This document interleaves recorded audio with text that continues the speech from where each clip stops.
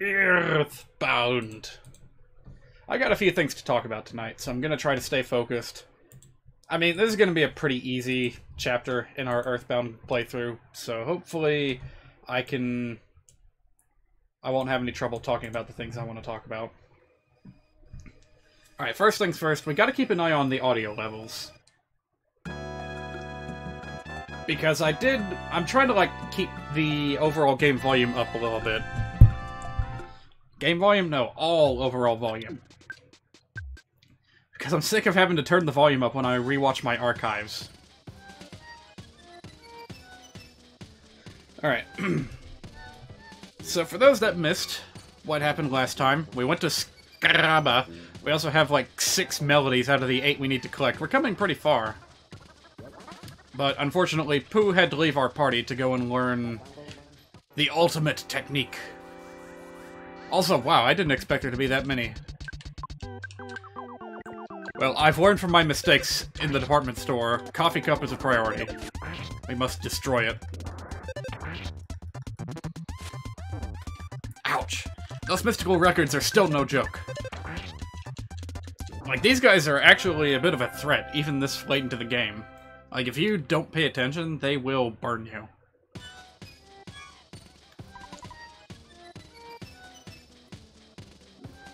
Sorry. I couldn't speak for a moment. Keep this board in mind, Brick Road. Yeah, we're inside the Dungeon Man. I would like to show off what he looks like, but we'll end up leaving eventually and you'll get to see him. Even though you can't get up there now, you might be able to later. Brick Road. That music sounds weird. Oh yeah, it's got some nutty samples going on.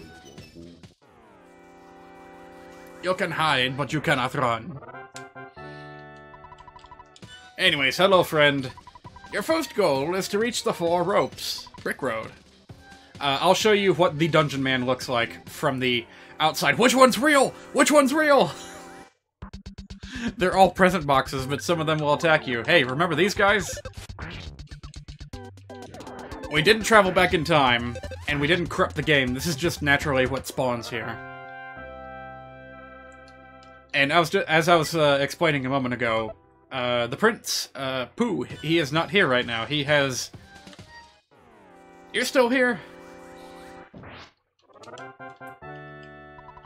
Prince Pooh is not with us right now. He decided to pull a Goku and go and train with Master Roshi to learn the ultimate technique to save us later when we're in a pinch. So that'll be fun.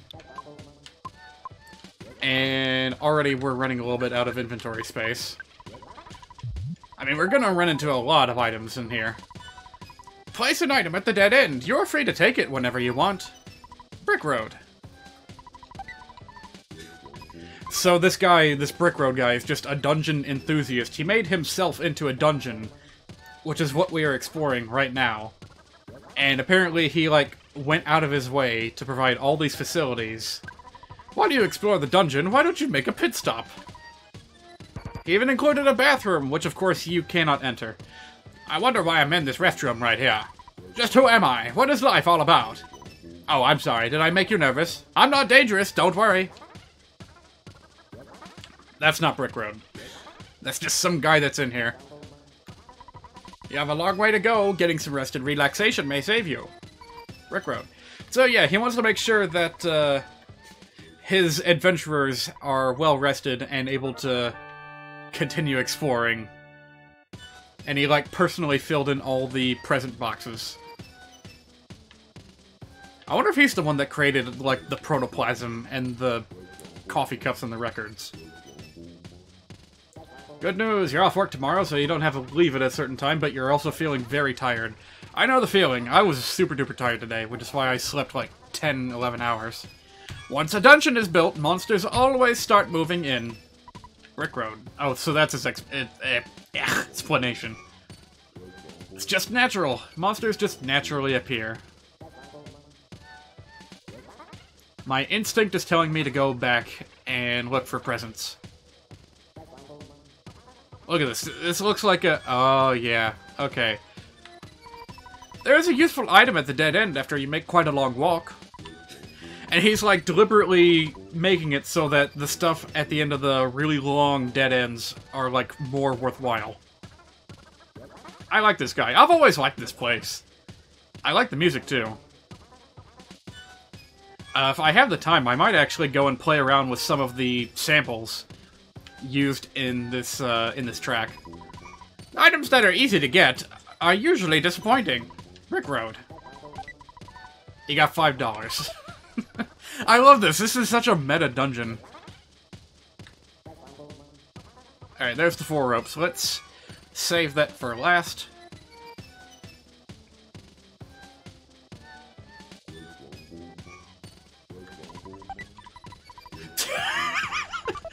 Why? That's like the second snake I found inside of a box. I don't know where they keep coming from. Ooh, you're about to fill me in on the latest memes going around today. I don't know much in the way of memes, but I did see the newest Gymquisition, which has got my, don't be a slacker. If you work hard, you'll get good stuff. Yeah, speak of the devil. Don't work too hard, because that might end up killing you. It was really, really infuriating to see the phrase, what was it? Stress casualty being applied to a games company. No, being used by a games company to describe its workers that just vanish for months on end because of the stress. I couldn't agree more with the opinion on the left billboard. Well, thank you, billboard.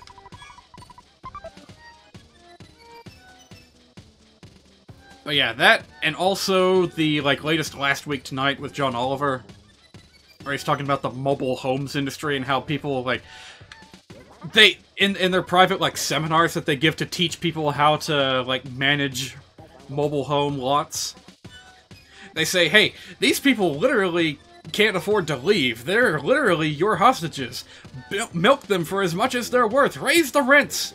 Like, they literally speak like evil supervillains in these closed-door meetings. I do not understand how people can become so soulless just with money? I don't know. I built a bulletin board without a message. Brick Road. Anyway, that's something worth looking into. If you happen to follow that show. Like, they're on YouTube. It's worth a gander, but obviously HBO is going to have a strong presence in my life this year because Game of Thrones is finally coming back. You have a strong-looking body. Wouldn't you like to be a dungeon worker? Excuse me, are you watching me right now? I mean, we are inside the dungeon, man. Is he aware of everything that transpires inside his body? Can he just spawn bulletin boards wherever he wants?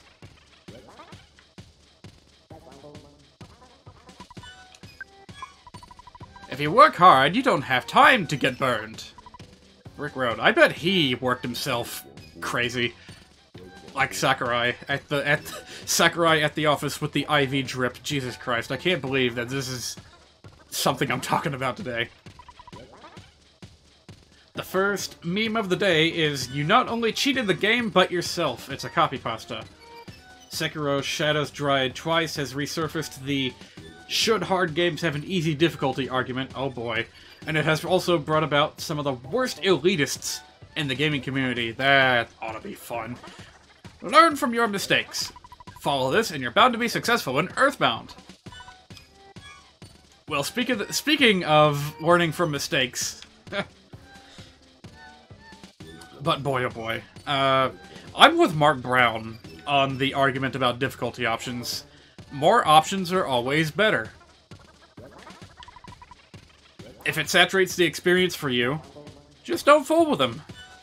This is the second floor of my body. Brick Road. That's the beauty of options, is that they're optional. You know what I mean? What is a dungeon? That's my eternal question. Brick Road. I thought that was going to attack me. No, it's actually just $10.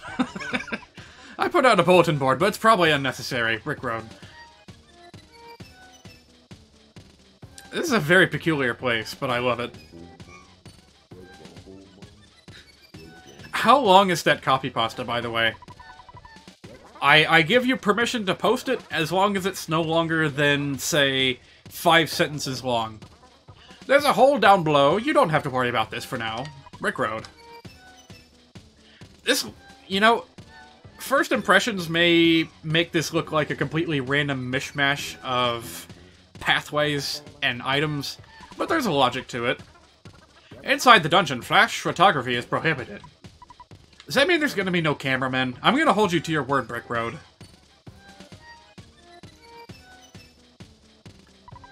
You're standing right around my belly button! Brick Road. Good to know. Very useful information. I'm so happy these billboards are here. This music is one of my greatest accomplishments! Brick Road. Did you do the vocals yourself? Oh wow, that guy figured out how to get to me. And it's a lesser mook. I don't think we fought one of these before. Well, just in case...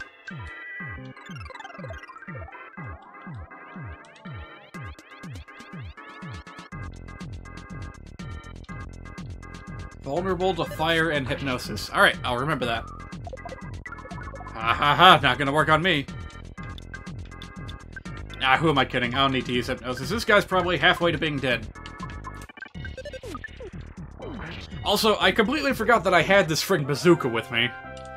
I need to use it more. It's amazing. Absolutely amazing. And while this guy's distracted, I'm gonna sneeze on him. He figured out where I was. Why didn't you join your friend? I'm sure he would have appreciated the help.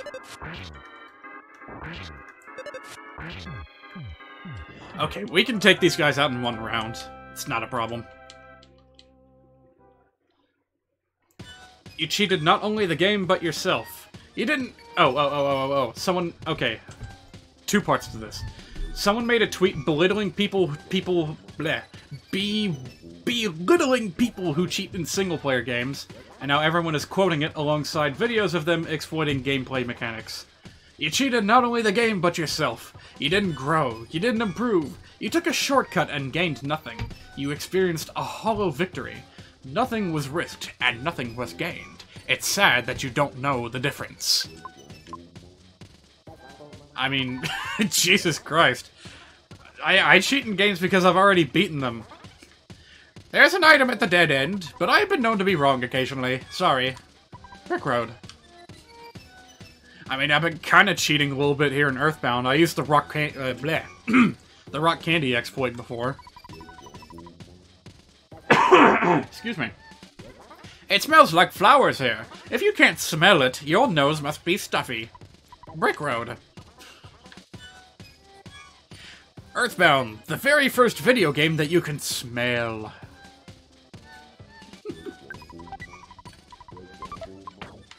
Oh man, I really appreciate all these goodies you're giving me, Dungeon Man, but I can't use them. I'm just gonna eat a pizza because I can, even though I'm stuffed full already. Dungeon exploration is tough, but it's also fun. Brick Road. Oh, enough with these. I have so many of them. I literally have no room for anything else. I'm sorry, Snake. You're not gonna be coming with us on this journey. There are lots of monsters up there, but don't stress out. Brick Road. What's over here, then?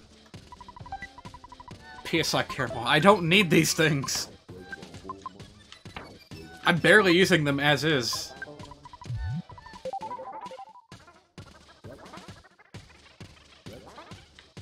I can't wait to see some of the memes involving that copy pasta. It's gonna be great. If there's a particularly funny video about that sort of thing, feel free to send it to me. Like, maybe not on stream, but... well, maybe on stream. Whatever you feel like. This is the third floor of my body. Brick Road. Oh look, it's our friendly neighborhood duck. Mad Duck. They can be a nice pet if they stay far away. Brick Road. Oh man, speaking of pets, let me tell you guys about a dream that I had today. It's gonna be really weird, and I'm gonna have a hard time squeezing it in between all these text boxes. Gruff Road. They are a really gruff kind of goat. Brick Road. I had a dream about getting a pet worm, of all things. Like, it's a completely mundane thing. Maybe I've been watching too much Vine Sauce. Like, that little meat character was based off of an earthworm puppet that was, like, cute in an ugly way. Slimy little pile. Has a bad habit of burping. Brick Road.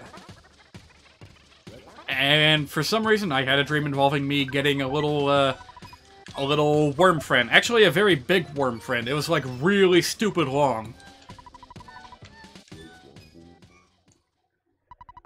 And the people at, like, the pet shop told me, hey, these are kind of snake-like, you know? So we have to put them in a special container. So I had, like, this massive cardboard triangle. Like, maybe not massive, but really long cardboard triangle that the worm was in. And it had, you know, you could see its little face on one end, its tail at the other, and somehow it was incapable of moving out of it because it couldn't, like, curl its body at all. Good job, you finally made it. There's a board upstairs that says that. Brick Road. Also, inside the cardboard triangle, like, it was a cardboard triforce that was really long. In that there were 3 compartments. You know, 3 different triangles within the triangle. Good job, you finally made it. Brick Road. That face is mine. Feel free to talk to it. Here in a minute, Brick Road.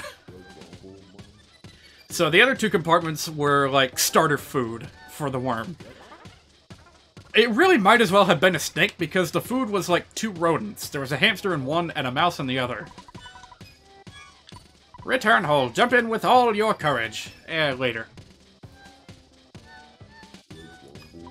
Goodbye, exit. Someday you should enter with courage. Brick Road. Alright, that's all the signs we have to read for now. So I ended up taking the worm home, and it was fine. I tried to do something with the mice, but I couldn't figure out what. It was a really weird dream, and at some point the worm, like, got scared, and, like, turned inside out, and it turned into, like, a bristle caterpillar. You know, the kind that are, like, covered in fur. And as bizarre as that sounds, of course, I didn't react to it with any kind of, crazy reaction or anything. It was just like, oh, that's neat. And that's about where my dream ends. Yeah. Dreams are weird like that. PK Dream, welcome! Long time no see, Mr. Jeff. We met in Winters a long time ago. I'm Brick Road. Dr. Antonet's finally made me into Dungeon Man. If you want, I'll come with you guys for a while. The return hole is over there. Jump in that hole and then walk out. Is that it? Just hello. We met a long time ago. I'll come with you guys. It'll be helpful. Like, we came all this way just to have him join our party? I mean, sure, I guess. So that's the purpose of the random holes. No! Full inventory, my nemesis. We don't need a fucking wet towel. I mean, yeah, we're at risk of getting sunstroke, but at this point we have, like, enough PSI to cure a month's worth of sunstroke. That was a really weird way of phrasing that.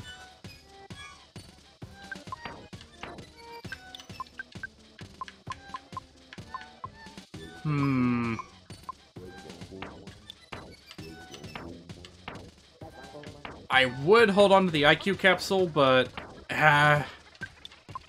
we gotta get a move on.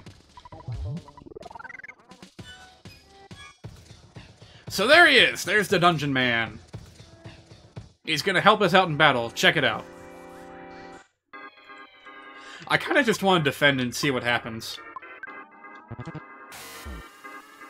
Oh, he's going after my teddy bear. Okay, he's good, but he's not like Buzz levels of good. Alright, I see you found a video. Let us see what it is. He is literally a man who is a dungeon, you should have figured. Actually, you may have seen him in Super Smash Bros. He, like, makes a cameo appearance in Magicent. Alright, let me see here. Oh, this is a Twitter video, so this is probably going to be a little bit weird when I capture it, but, oh, yeah, it's a little bit weird. Let me go ahead and... Wrong button. There we go. Koopa the Quick only respects real gamers. This ought to be interesting.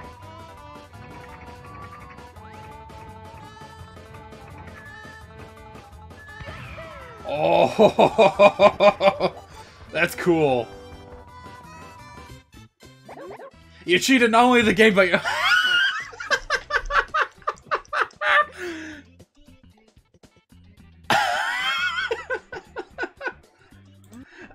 I think that's meant for, like, if you use the teleport on Koopa the Quick to just get to the end almost instantly, but wow, that's funny. High-quality memes today. Oh yeah, you might remember the, that video I shared a couple of streams ago. Talking about how this game uses, very interesting samples in its soundtrack, and one of those was from a certain Beatles song, which I can't remember. Was it All You Need Is Love? I don't know. But whatever it is, like, the beat, that's what we're hearing. This is from a Beatles song. With some, like, little warbly noises. This is basically a Beatles remix. And this is not the only Beatles reference we're going to be seeing tonight.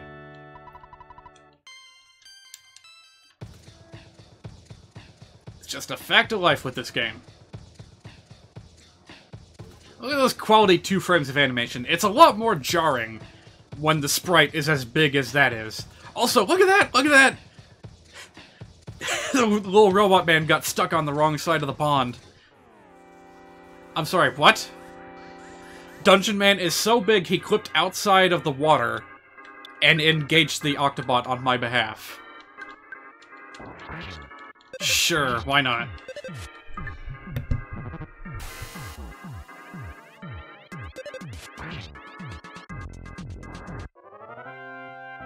Also, this teddy bear is not going to last very long. I can tell you that right now. Whee! Ah! Oh no! I am getting caught in the palm trees. I cannot move. Well, if I cannot move, it is okay. Ness, it makes me sad, but I must say goodbye here at my eternal resting place.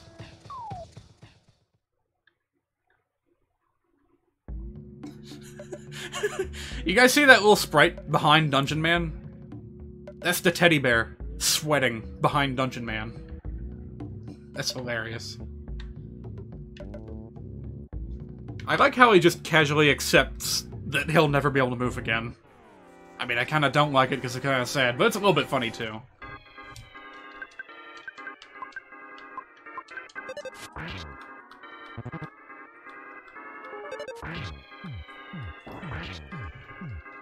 Wow. Paddles are just kind of a joke now. Now that I have this bazooka, it's mental. Well, we've been here before, but let's talk to this guy again. A scary place called Deep Darkness is on the other side of the river. Monsters are very strong, and you can lose your health just by wandering in the swamp. Do you want to cross the river, even though you know it's a stupid idea? Yes. The swamp is bottomless. Even if you're swimming, you'll be dragged in. It's a different story if you have a submarine. A submarine. Second meme? Oh, that wasn't even all the memes. That was just the first one. Ah, shit. Here we go again. The beginning of GTA San Andreas has a scene where the protagonist walks down an alley towards his old neighborhood saying that. So now people on Twitter are parroting that scene with other characters.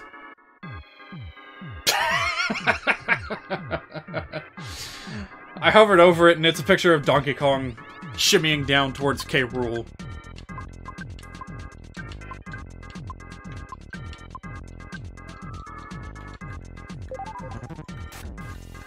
Man, that game really resonated with a lot of people, didn't it? Like, people were still talking about it. People were still making memes out of it. I guess I really missed out, because I never really experienced much of anything GTA related.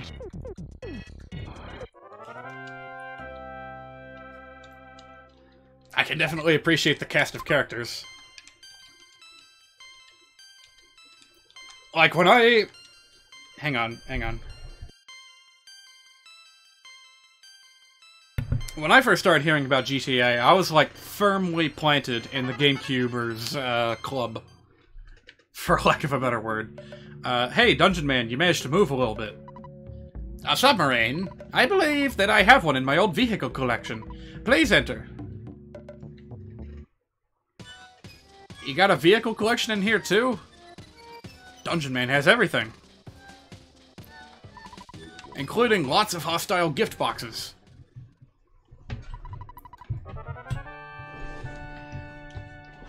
Right, so I was a bit of a...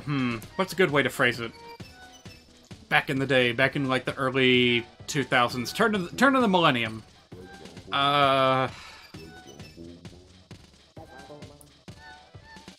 Can I describe myself as puritanical when it comes to my taste in video games? Because that's kind of what it was back in the day. You know, I didn't want to go near anything violent, anything with guns. I didn't want any shooters in my life. I didn't want any spooky horror games. I just wanted a nice, simple, clean experience, and GTA was the opposite of that. So, when GTA first hit the scene, I was, like, completely disinterested. I was blindly following the bandwagon that, oh, video games are causing violence in youth! Even though I had no idea what I was talking about. I had no idea what they were talking about either. I just saw violence and guns and rap music that I didn't like. And I was like, nah, that's a bad idea. But with retrospect, of course, I can respect it for what it did. For how revolutionary it was. Even though I didn't experience it myself.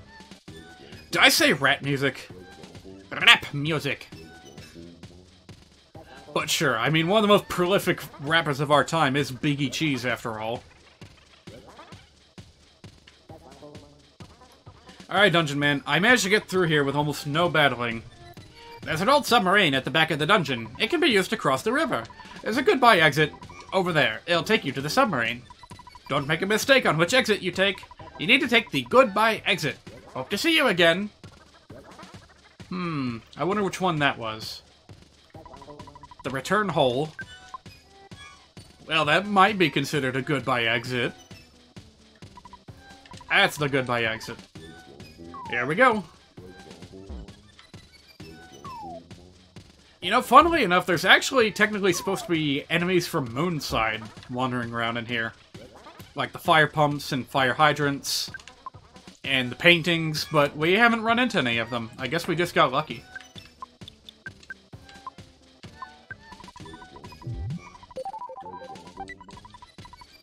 Alright, got a high quality ribbon. It's pretty good. It's pretty good. And what did we give up for that? A lucky coin?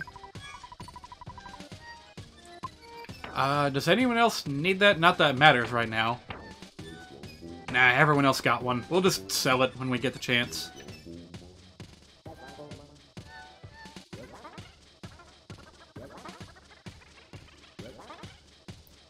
I set up a telephone line in the dungeon. I wonder if that's controversial.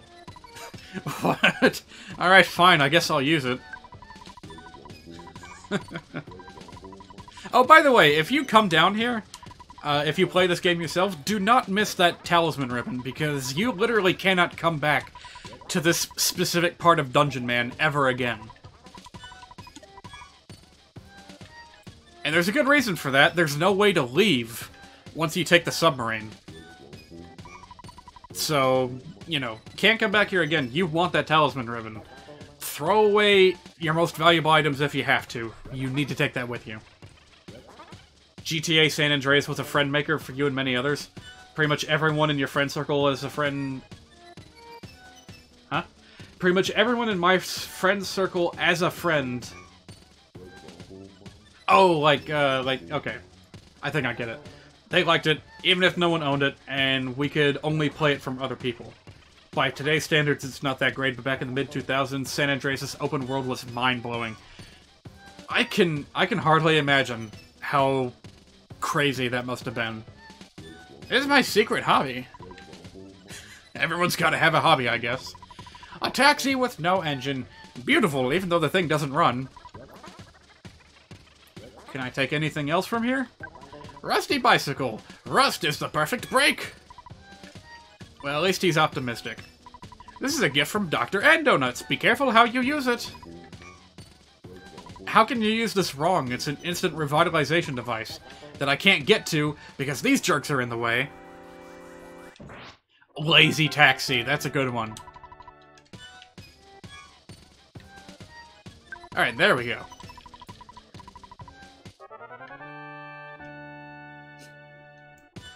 Alright, I guess it's time. Broken down old submarine. The yellow color is purely coincidental. Yes, it can still work. Alright, we carried out the submarine. Don't ask how we got it back down, because there's literally no way down from that ledge. Now we're just gonna go on a little submarine ride. What fun.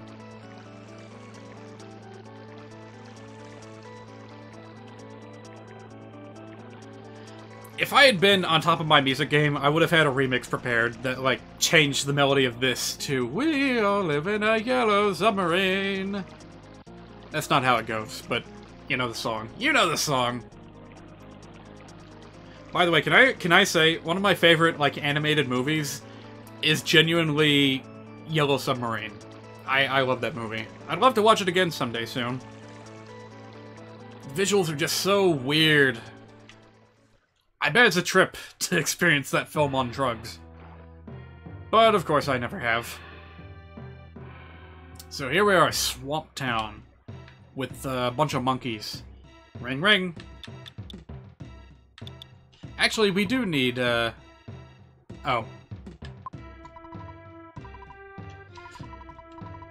I'm glad you brought up the Hawkeye immediately, because I admittedly forgot about that. Well, can't use the submarine ever again. No particular reason. Hello, this is Go Express. I went ear deep into swamp water to get here. Hi, can you take this key off my hands, please? Yeah, go ahead and take the Dragonite, too. And anything else?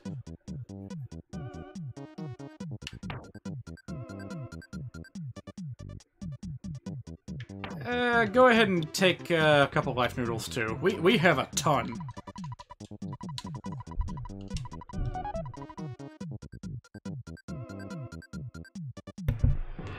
Third thing today is, parodies of Nintendo Labo VR. Mainly, it was advertised with a picture of Mario using the VR headset and enjoying himself. Literally, the first time I ever saw that image was a two-panel meme with Mario doing that in the first panel, and, like, a worm's eye view of Pyra from Xenoblade Chronicles 2 in the second panel. Yeah, I know exactly how the internet took it. The monkeys run the inn in the forest! You can stay here for free! Do you want to spend the night? Sure. You're sure to have fond memories of the Monkeys Inn after your trip. Carl, you're talking absolute bollocks. What are you saying? There were monkeys running an inn in the swamp? Don't you think it was comfortable? Take care and goodbye. Yeah, it was really nice. They gave me a nice little bit of bed and breakfast. They had a good breakfast blend, nice bit of chimpanzee coffee. Carl, there's no such thing as chimpanzee coffee. Chimpanzees don't drink coffee. You're mental. Hi there, friendly neighborhood arms dealer. Actually, what are you doing in a place like this? Shh, don't talk too loud. What do you need? I got the goods. I'm gonna pretend that this is literally just Solid Snake in Snake Eater. Except he decided to take a break from his espionage duties and sell weapons and shit. Diamond Band. I'll give you $4,999 and not a penny more. Take it or leave it. I don't think I can do a good David Hayter impression. Just imagine that that's what's transpiring here.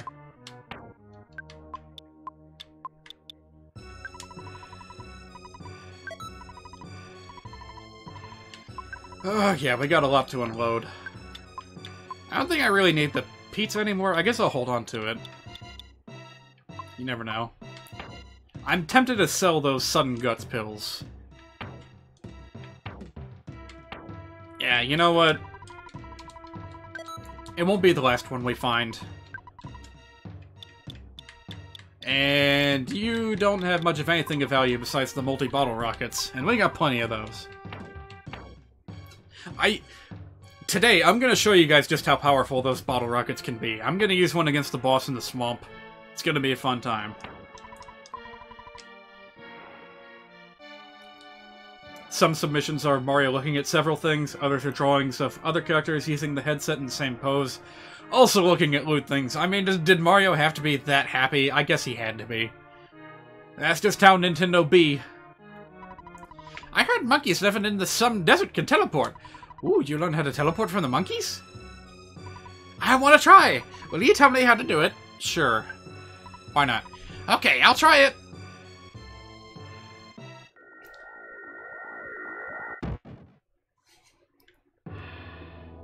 I'll never give up! I want to try again! Damn, I wish I could turn that accurately.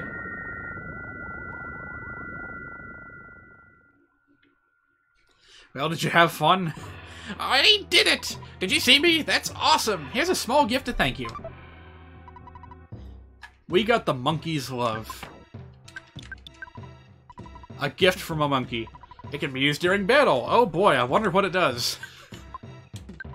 Paula, you can have the monkey's love.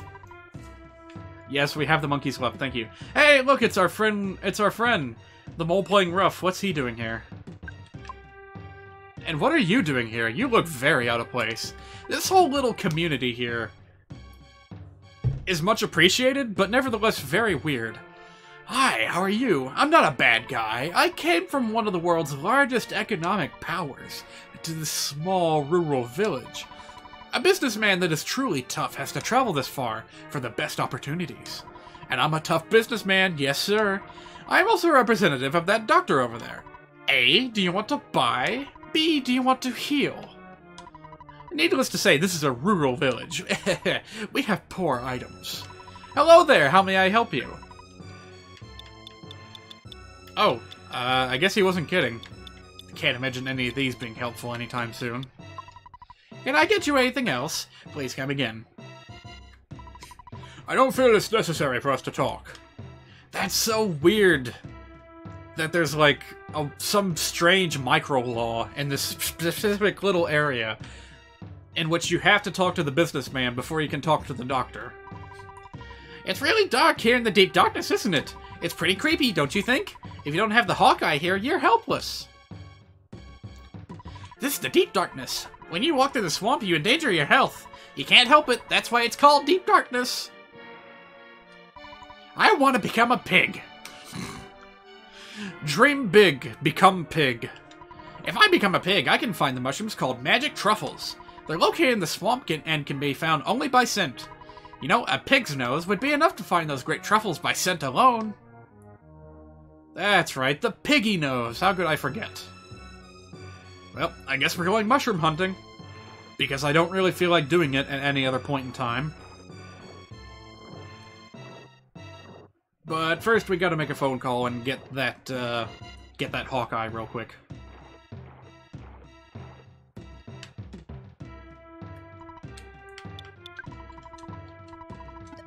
Oh.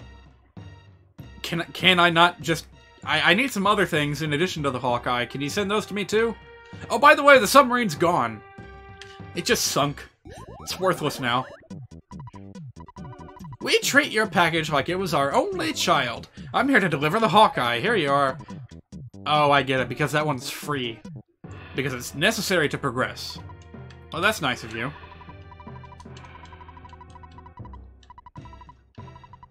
Huh? Did I picked delivery, didn't I? No, wait, I hit pickup. Never mind. We're good, we're good.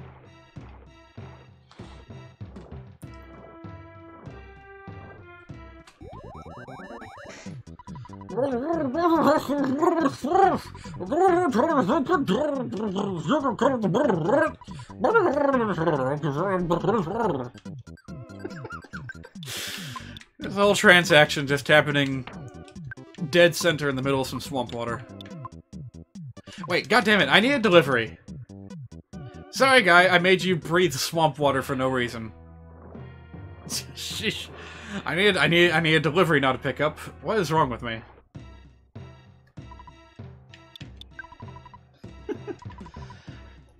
Oh, what's this? It's not just other characters being drawn with the Labo, it's specifically Xenoblade Chronicles 2 characters. You're honestly surprised at how popular those characters still are. Behold the power of waifus, I suppose. There's really no two ways about it. Oh, shoot. No, I don't need a bicycle.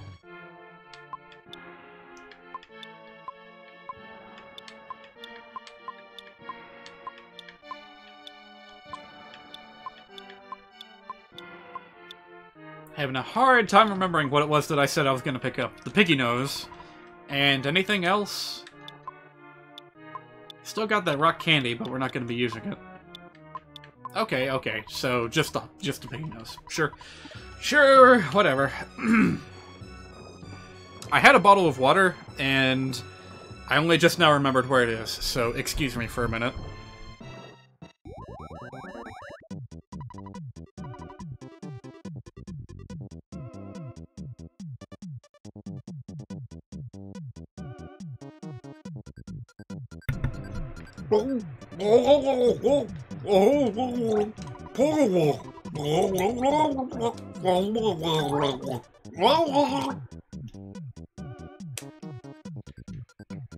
That's the last time I try to do that joke, Jesus Christ.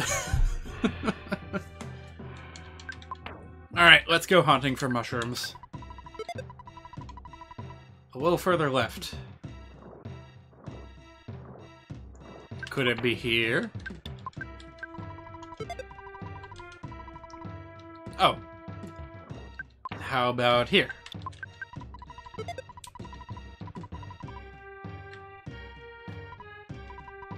Oh, okay, you can just check for it once you think you've found the right location. Yep, here we go. Number 1.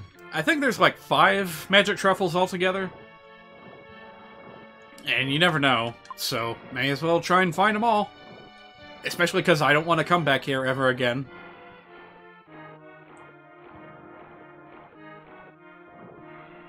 So, I thought there was another dude somewhere around here. But I don't see him anywhere. Sure, I'll take the banana.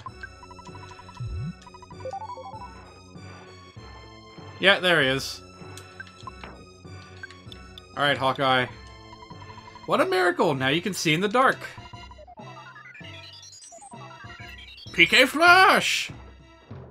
So, hello there. Shh, be quiet. I look very important, but I'm not really. I'm a cash dispenser man. If you want to withdraw cash, I'll charge you a handling fee, which is the same amount as your withdrawal. So, do you want a withdrawal? Heck no. I'll be here, so come back anytime. Yeah, that's a bit of a ripoff. In these really remote locations, you have to pay as much as you're taking out. Is there a mushroom over there? Nah, apparently not.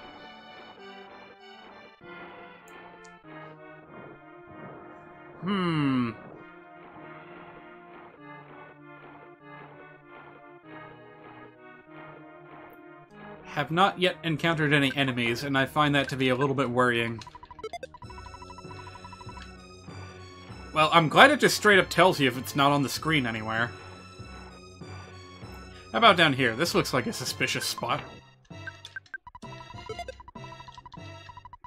Oh, really? Alright, fine. Well, let's see. Is there anything else to be discussed in the wonderful world of What? I didn't know there were tree enemies around here. Oh, there sure are. Hostile elder oak. I'm not afraid of trees no more. I got a bazooka. What you got?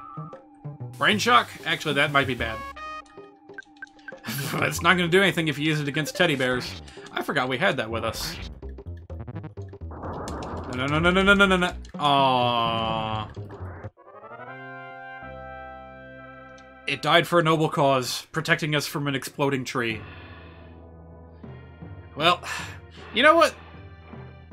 Now that I think about it, the Super Plush Bear is remarkably similar in function to the, hang on a minute. Remarkably similar in function to the substitute for Pokemon. It deploys a little doll, and its purpose is to misdirect attacks.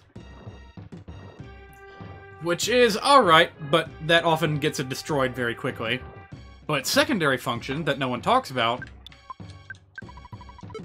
is being the target of status effect moves, which do not affect it one bit. Alright, there has to be something around here. Oh, really?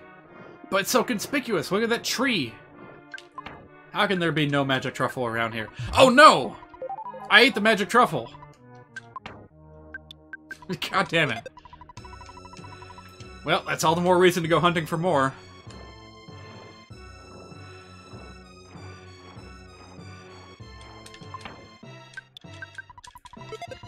God damn it. The only one that we got easy, and I wasted it. It's completely broken.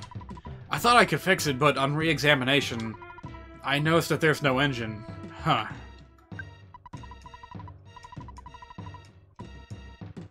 Look familiar? That's the exact same one from Foreside. So Pokey has definitely been creeping around here. It's not a mushroom here, is there?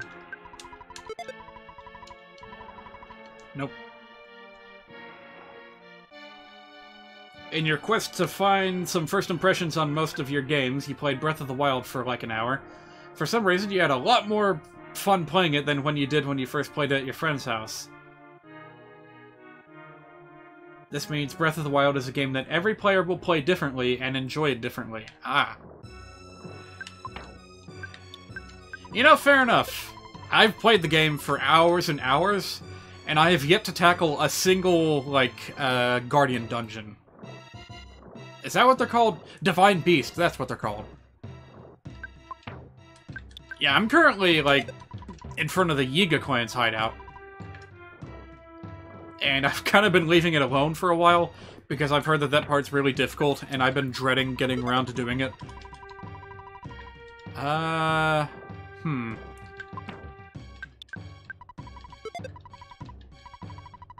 come on. Do I have to get, like, closer?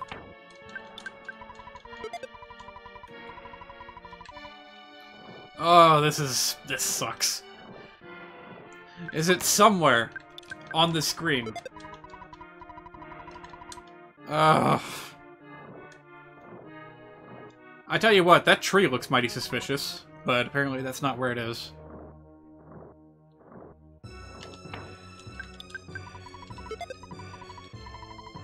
Ah, this is killing me. The range should be bigger. I should be able to tell which direction it's in. Up and left. Oh, there we go. Wow, yeah, you gotta get pretty exact in order to have it start feeding you directions.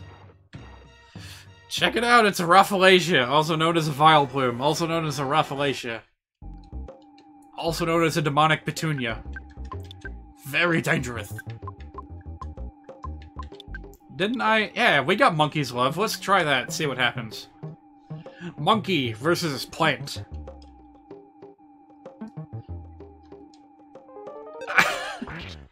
I wonder what the success rate on that thing is.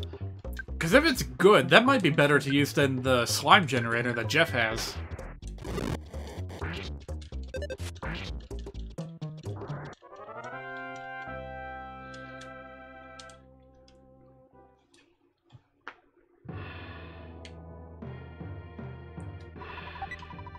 A souvenir coin, you say?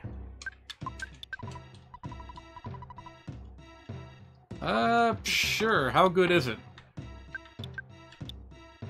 It's really good. I don't want to give it to Paula. We just found that talisman ribbon. I'm gonna let her keep it for a little bit longer. So instead, I guess I will slap it on Jeff.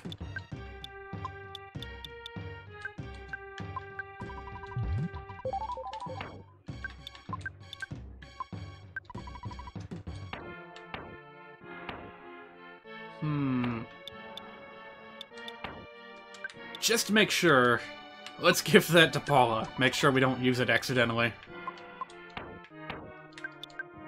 Alright, there we go. Now Jeff has the strongest defense.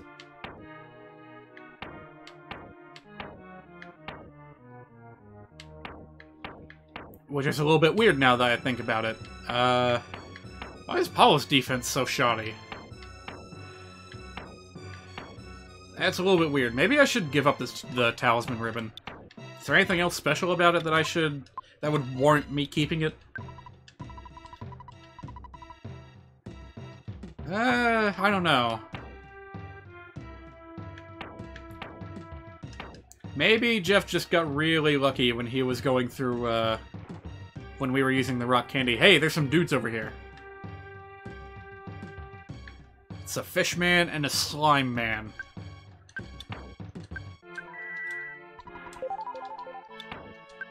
Game Freak thought, instead of what if monkey plus plant? And that's where Grookey came from. Oh yeah! Of course. Although, to be frank,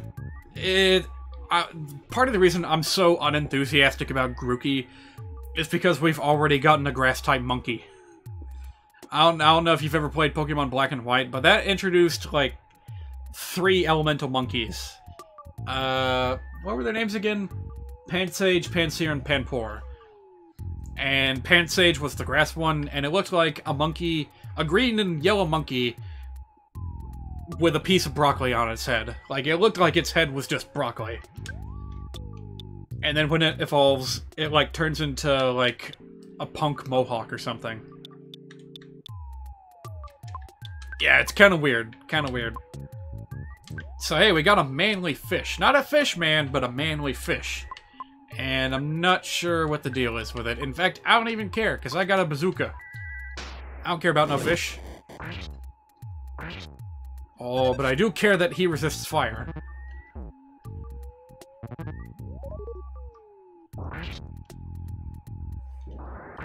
Alright, not a problem. You at least hope that Grookey's evolutions will make him stand out. Some people are theorizing that all the starters' evolutions are going to be based around UK sports.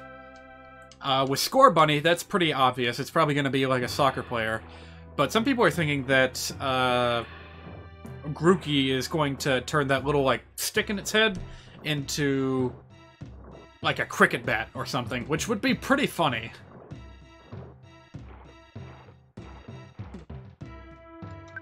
Oh, we've already been here. It's just a big old circle. Hello, fishman. Oh, they're coming after me. So that just leaves Sobble. No one seems to have a good idea of what Sobble is going to turn into.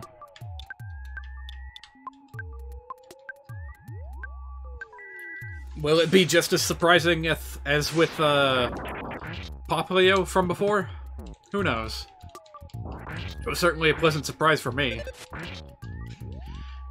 Like, I wound up just falling in love with Primarina. Not just because it's cute, but also because it's, like, really effective. Water Fairy is a fantastic type combination, let me tell you.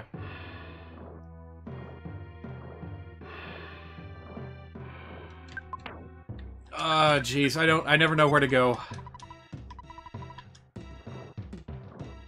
There might be a mushroom over this way. I have to check. Also, we really got to keep an eye on our... Hi. Yeah, okay, never mind. We're turning around. That's it, I'm going back. I need to have that, like, as a default clip on OBS. Just Harrison Ford saying, that's it, I'm turning back, smashing the button. It's the perfect nope response. No truffles around here, but there is a present box with rock candy that we don't need. Alright, fine. I guess we have no choice but to confront what appears to be Red Master Belch. You lost your shit when you saw Primarina. The change from Popplio was extreme. In a good way. In a very good way. And I feel like that's not the first time that a water starter has surprised us, although I can't remember terribly well. We all need healing, but how much? Ah, not that much. Honestly, we'd probably be fine even if I did nothing. But just in case. So, here we are again. I'm not looking forward to this. You may have forgotten, but...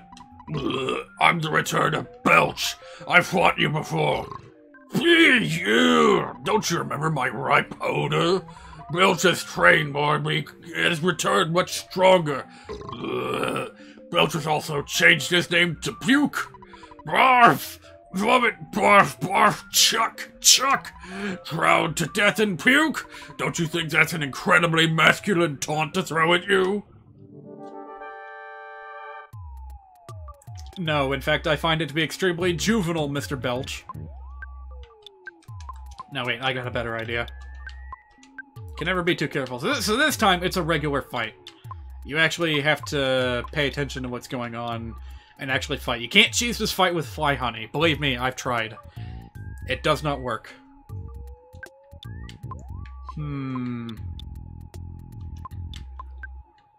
How about we give him a little bit of the old monkey's love? It didn't work. I don't...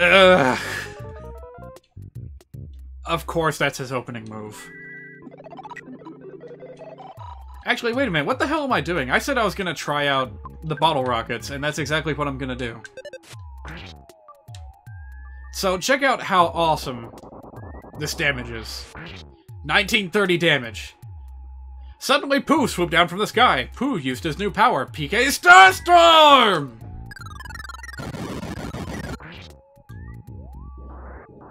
Pooh, I know you mean well. I know that you wanted to have your moment there, but that was completely ineffective compared to the damage I just laid down. Isn't that a character from Real Monsters? He does kind of look like that dude that holds up his own eyeballs, if he turned into a pile of sludge. Hey, we got a baseball bat, too. Well, welcome back, Prince. We missed you, and your precious slots of inventory space.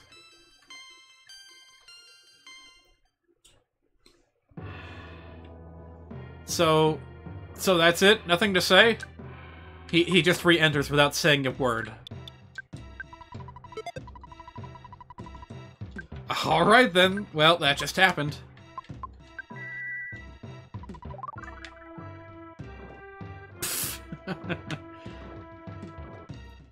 Honestly, aside from the main characters and the evil boss man, hang on a minute. You just reminded me of something. Hang on a minute. I need to confirm something real quick.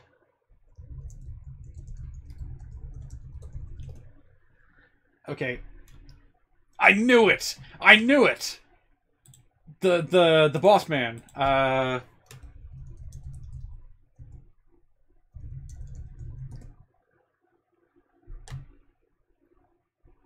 Alright, let me see here.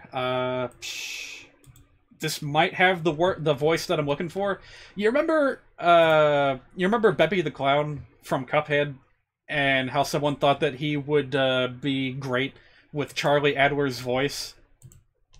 Well, apparently, Charlie Adler was also the voice of that, what's his name? First we have... Oh, wait a minute. No, he was the voice of the little bunny man. Max. That's right, because Charlie Adler was the voice of every character from Cow and Chicken, not just the red guy. Like, he was also the voice of Cow and Chicken. Which is a detail that I often forget. But yeah, he was also, Max here. Ickis is just, he's just very... That's him. That's Charlie Adler. But I want to hear his voice as the boss man, whose name I can't remember. They're hatching their schemes. He's the first one to get scared. I think the first shows that we did, he was very slow and very nervous, and then as the show went along, we found things for him to do! You're a monster, Crumb. We'll find something else for you to do. With all his fear, every now and again, he gets really brave and gets to do something fun, so he wouldn't go cannonball. He'd go cannonball! Then, of course, the big thing about it is... Yeah, he really does have a flexible voice. He's always being mistaken for a rabbit, which doesn't work too well when he's trying to scare people. His main, oh my god, that laugh. I love these behind-the-scenes things, by the way. It shrinks back down to a small size pretty quick. He got 2 uvulas, huh? The great thing about doing this show in particular is we get to find who our characters are as we go. And working with these two guys really helps me do what I do better because they're so out of their minds and wonderful. I was a good kid in Beckett. I was a smart kid and I had a lot of energy like this. It was something so rotten, so vile, so disgusting. That's not the character I was looking for. I want to see his voice work as the other guy. I misbehaved too much. Wow, this sounds bad. And acting actually for me. That sounds familiar. That voice he did just now sounds real familiar. Put my energy where I can start to behave. Hang on. Was he also the voice of Snively from the Sonic the Hedgehog cartoon?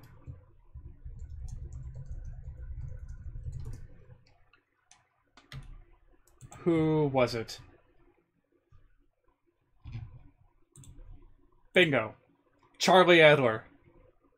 Unbelievable! I can't believe it. This guy is everywhere, and I never even noticed. Well, there's your voice actor trivia for the day. I don't know how I got sidetracked onto that train of thought, but that was cool. That was interesting. Oh, by the way, we got a baseball bat. Named after a particularly famous baseball player, sorry, infamous baseball player, who had, like, a really notorious streak of whiffs. You can't help but swing this bat with all your might. There's a good chance that you may just whiff. Yeah, don't use this. Like, I'm gonna show you the stats on it. Massive bump to your attack power. But you'll miss, like, out of 16 swings, you'll miss 15 of them. That's how bad the accuracy is. Oh snap, it's the Manly Fish's brother. And he's got, like, boss fight music playing. I'm not afraid of no fish. I got PK Starstorm, but I don't even need it, I'll bet.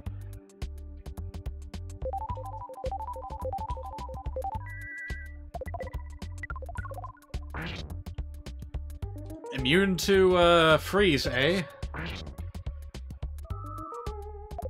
Oh, but he's got PK freeze. Oh, shit! Oh, shit!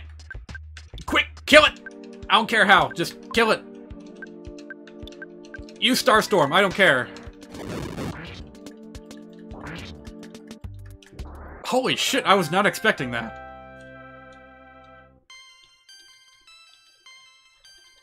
Jeff may have the highest defense in our party, but that's not gonna matter for much if he gets killed by PK Freeze Beta.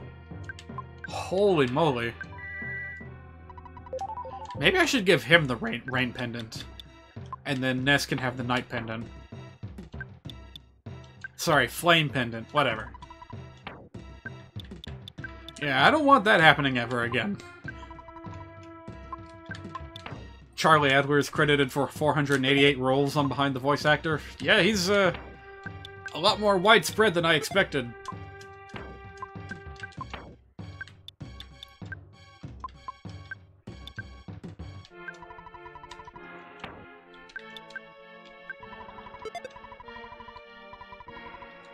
Alright, had to get that out of the way real quick.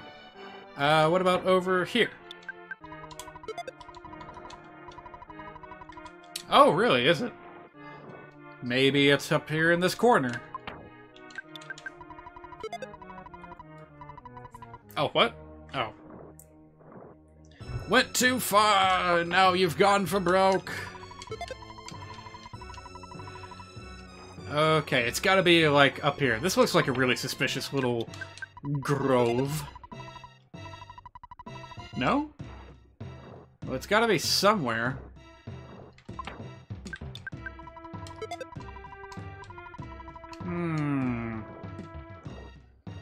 Where could it be? Alright, that's just a plain manly fish. Nothing to worry about. It's the manly fish's brother we gotta worry about. He's a little bit slippery though, a little bit hard to hit.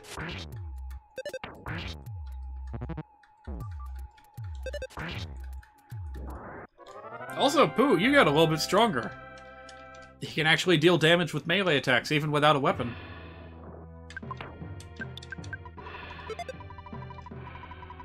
Up and right. Ah, I see. Is it at the base of the tree? No? Is it behind the tree? Yeah, there we go. Yeah, this is a little bit fun, collecting mushrooms while you're going around here.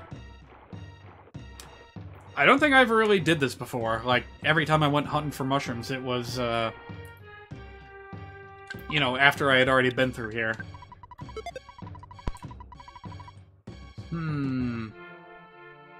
Are we done with the swamp already? I think we are. Well, apparently I missed quite a few. Oh well.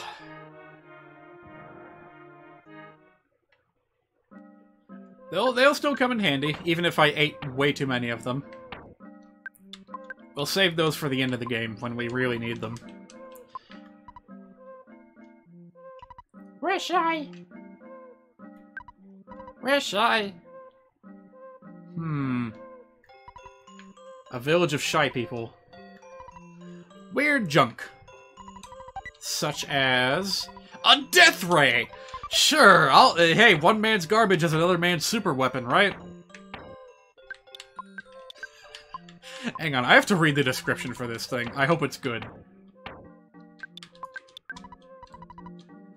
No? Nothing? Alright then.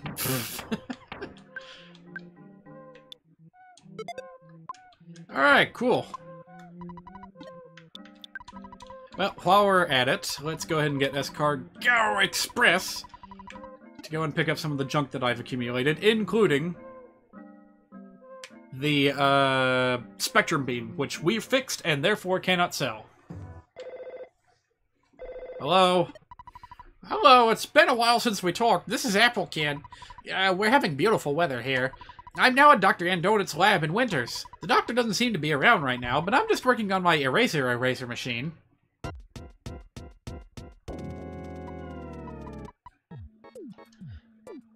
Yeah, hey! Oh no, what are you doing to me? Who are you? Hello? Hello?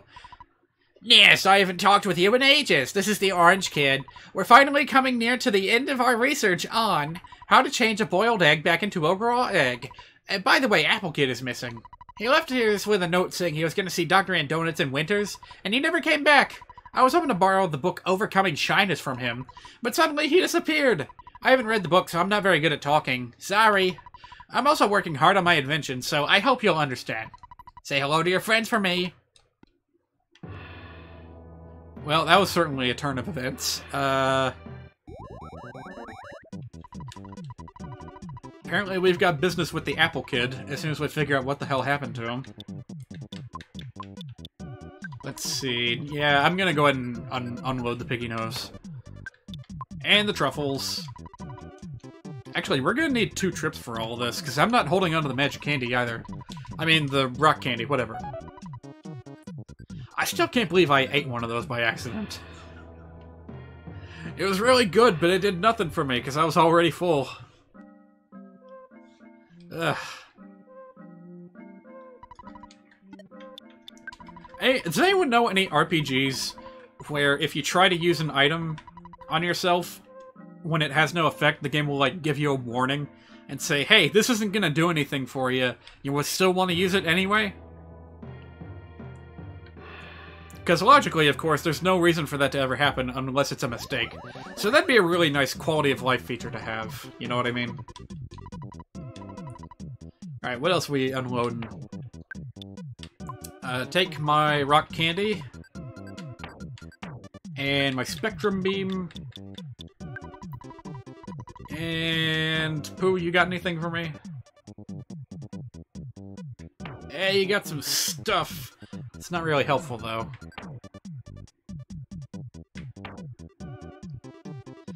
What usually happens is the game doesn't let you use the item if it won't do anything. Yeah, you're right. There are a few games that do that. They're like, but it had no effect, and then the item is not removed from your inventory. That would have been really nice if that had happened, but oh well. How many life noodles we got? We really don't need more than 4 at any one time, so... Alright, we got exactly 4. Alright, yeah, just take those. That'll be good.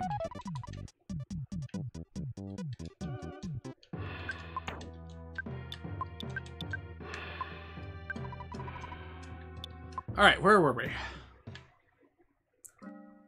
We didn't even, like, fully explore this little village here. And all of a sudden we got those, like, bombshell phone calls from the Apple and Orange Kid. Wish I... Hotel here.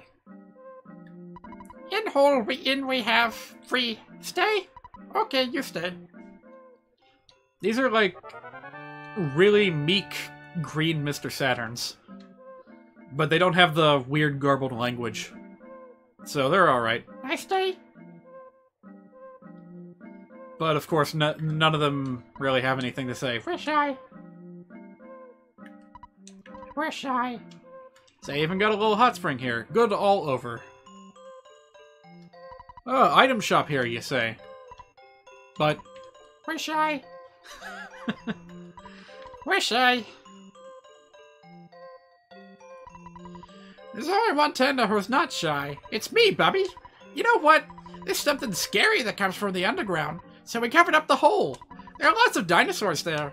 I went there once, but I came back because I was so surprised. There was a talking stone that talks a lot. Do you want to go and see? I understand, but I'm not as strong as I look. I'm sorry, I guess I can't help you.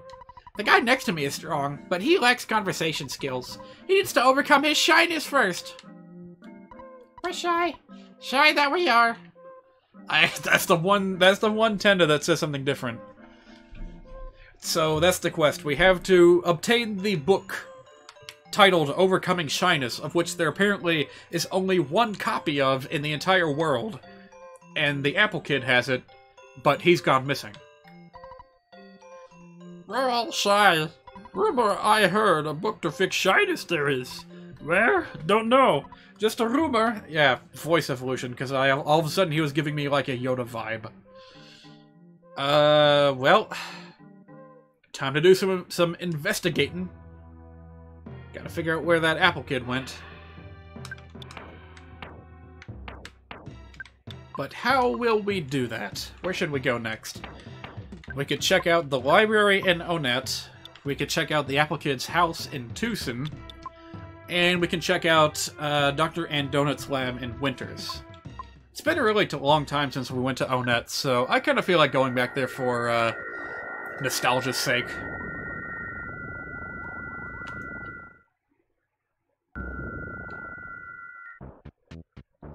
Yeah, there's actually a reason for you to go all the way back to the first town in this game. To do research on a book, of all things. You got anything interesting to say? Yeah, a lot of people don't have anything new to say compared to when you left. How about you, receptionist? Oh.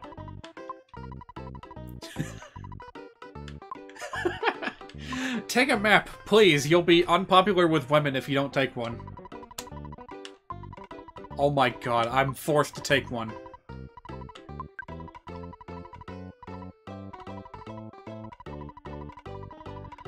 Alright, fine.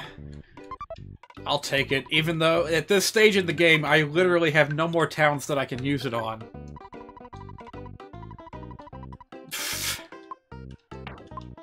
Alright, well there's the town map, everyone. Hope you liked it, because I'm not going to use it again. Nope. Nothing interesting here. Didn't that guy with the mask mention something about shyness? Hey, shy guy. A man of few words. Oh.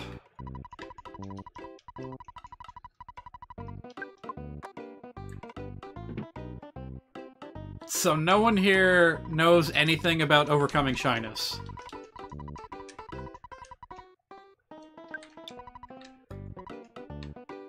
Nope. You guys are not helpful at all. I ended up with an item that I didn't need for coming all the way here. This was a waste of a trip, let me tell you. Alright, let's try going to Tucson, I guess.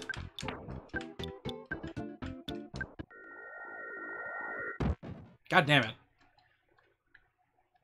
What did I even hit? Ah, come on. I should have been able to clear that. There we go. Well, first of all, Escargot Express, Please, come and take this horrible map away from me.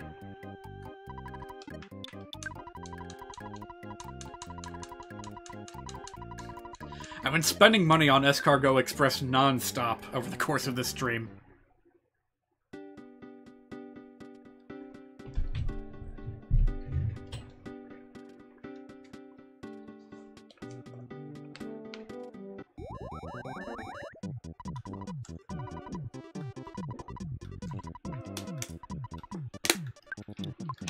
I'm gonna hold on to the Casey bat just in case, because there is exactly one situation in which it is useful. If you get a sneak attack on an enemy, the chance that you'll, like, vanquish it instantly... Well, actually, it's not a chance at all. It's just a direct calculation. It depends entirely on, like, your party's collective attack power. So if you have the Casey bat equipped, accuracy doesn't matter when that check happens, so you're much more likely to defeat an enemy instantly if you have the Casey bat equipped. We'll be closed for a short period. Thank you for your many years of support. Alright, so we paid off the Runaway 5's debt, and now the theater's closed. Brilliant.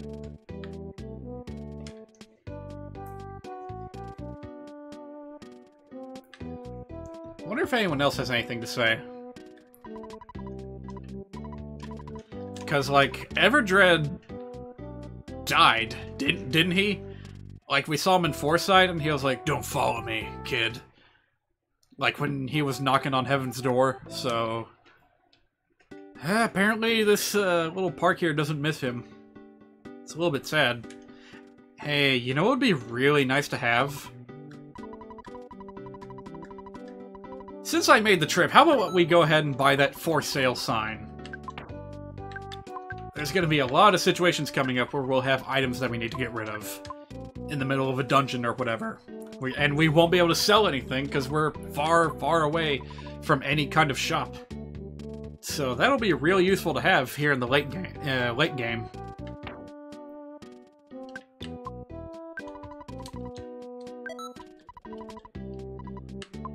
Anything else we can sell?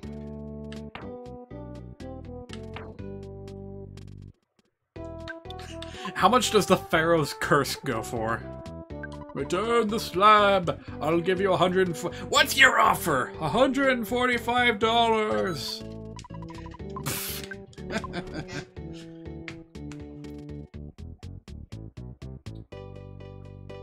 Alright, let's not get too sidetracked. We need to find Mr. Apple Kid. And the Orange Kid's here too. We can knock on his door and see how he's doing. Hello! Pfft. Hard at work, trying to figure out how to change eggs into eggs. You know, I heard that science has actually figured out how to do that. Hang on a minute. The mouse isn't here? I was hoping at least we'd be able to find the mouse, and the mouse would give us some hints.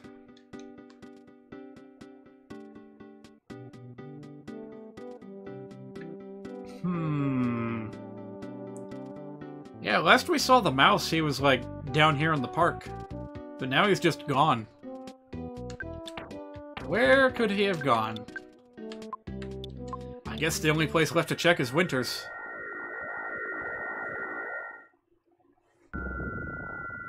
Oh, hello there. We got some people here. It's me again, that chewing gum monkey's wife. My husband left me here to go play with Tessie along the shores of Lake Tess. Jeff, long time no see, you've gotten taller! Oh, it's him again, Maxwell. Oh, I don't have time to chat right now. Tony's missing.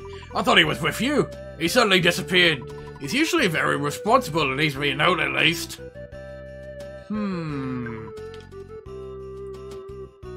Something interesting going on here, but I can't quite put my finger on it.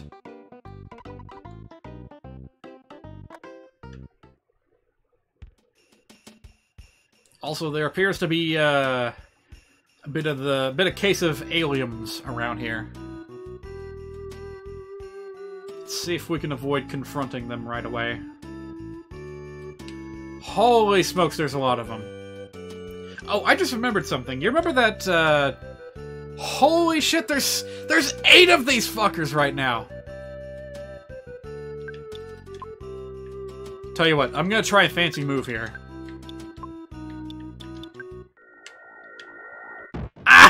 I can't believe that worked. Yes! You can avoid battles if you fuck up a teleport going through them. That's amazing.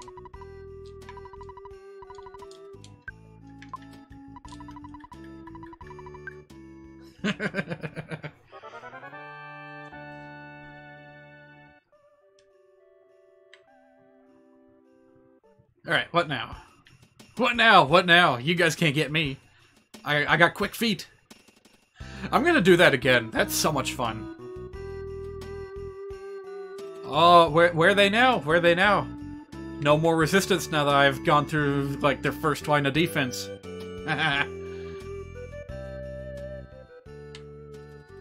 No one here, same as usual. How about you guys? Anything new with you? Sebastian Chum was kidnapped!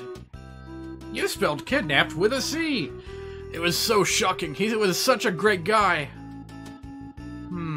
Sebastian's been kidnapped, you say? Do you think Sebastian's kidnapping will be in tomorrow's paper? I... Don't ask me, buddy. I finally saw Tessie! It's like seeing a UFO! It emerged from the lake and flew towards Stonehenge! Wait, what? What? But Tessie doesn't fly. It kidnapped one of my friends along the way! Oh, that wasn't Tessie. I don't know what that was, but it wasn't Tessie.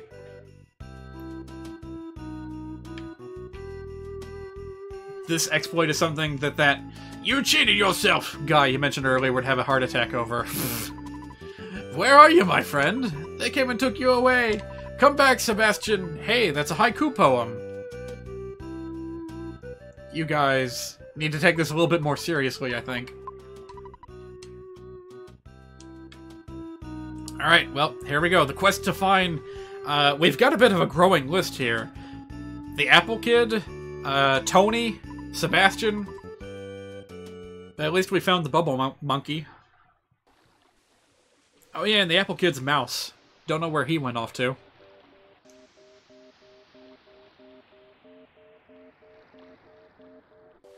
They're not doing a very good job looking. Despite their binoculars, they're not doing a very good job looking.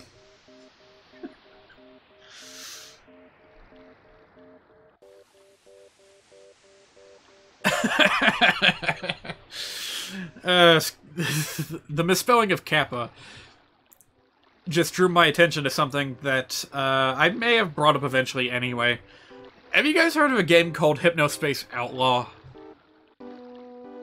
I've been watching Vinny's stream series of that lately, and I think I would have really enjoyed that game had I gone into it blind. But for some reason, I just never took that first step, so I'm having everything spoiled to me through Vinny's videos, but it looks really cool. And one of the things that, like, Hypnospace Outlaw is basically Internet Policeman, the game. Where you're just bringing down the banhammer on various sites, various people, various users that are violating the law. And one of those violations is the use of illegal commerce. You're supposed to be doing, like, all your transactions in Hypnocoin, which is a clever little send-up to Bitcoin, from my perspective. But people are trying to circumvent that by using Kappa Cash. And of course, every single time the word Kappa Cash comes up, people post that Kappa in the chat. Who's the bigger threat? I'm gonna say the alien.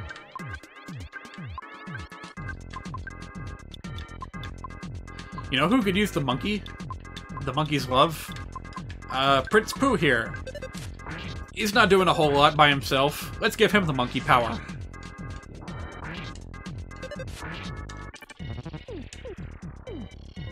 Are you serious? This late in the game, and enemies are still trying to give me a cold. Pfft.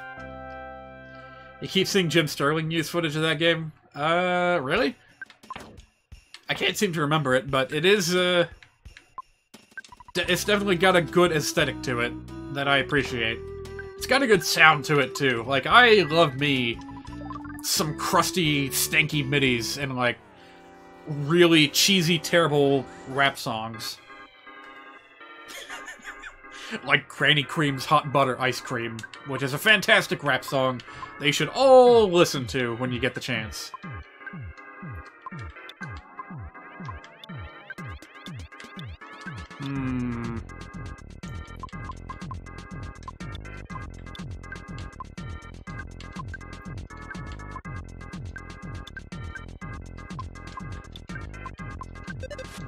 Not sure what the optimal play here is, because I don't remember what that woolly shambler does. Oh, Alien is still alive. He's got PK Freeze! Ah, but he targeted the wrong guy. We're good, we're good.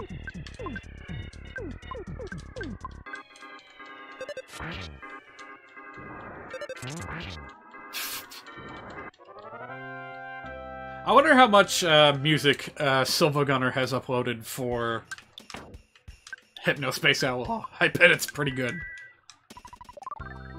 I've only heard one, but it's pretty good. By the way, like that shortcut I just took? I knew it was worthwhile to use that pencil eraser while we had the chance. So, any dangerous baddies in here? We haven't been here in ages. Can we still just stomp these little guys? Well, yes and no.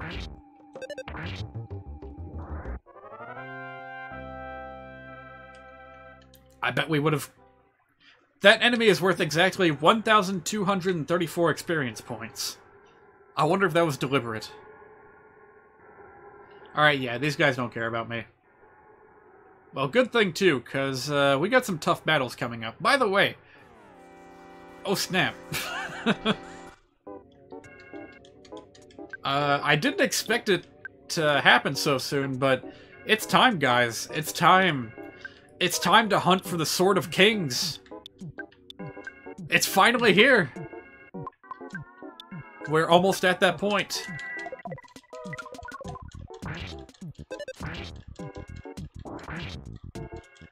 I'll explain what I mean here in a minute. But consider this like a ritual that any true EarthBound fan puts themselves through every time they play this game. As you've noticed by now, Prince Pooh is unable to equip proper equipment, and you have to go out of your way to find various kingly items. Otherwise, well, he can't really do much as far as equipment goes. The only weapon he can use is the myth... Are you kidding me? You're on another plane of existence. Okay, fine. Now get out of my way. Alright, so, the Sword of Kings can only be found in one location, and that is Stonehenge. Which, as you might remember, is directly underneath our feet. We can't get there just yet. Oh, I think you're tough because you got a couple of cave boys backing you up, huh? I don't think you're tough. I'll show you a thing or two.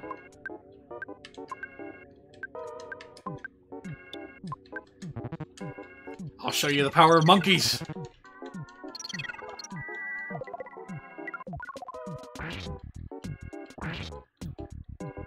Oh, never mind. He wasn't that bad.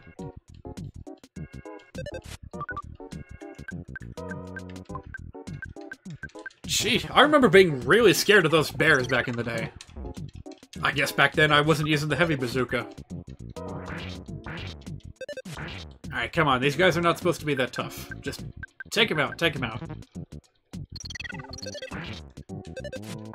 Is this Sword of Kings endgame content? How far am I from the end? We're getting there. We've got 6 of the 8 melodies so far. Yeah. This guy's got the same thing to say as before. You know, honestly, that's a good question. How far are we away from the end? This is, I would say, in the last quarter of the game. What we're doing right now.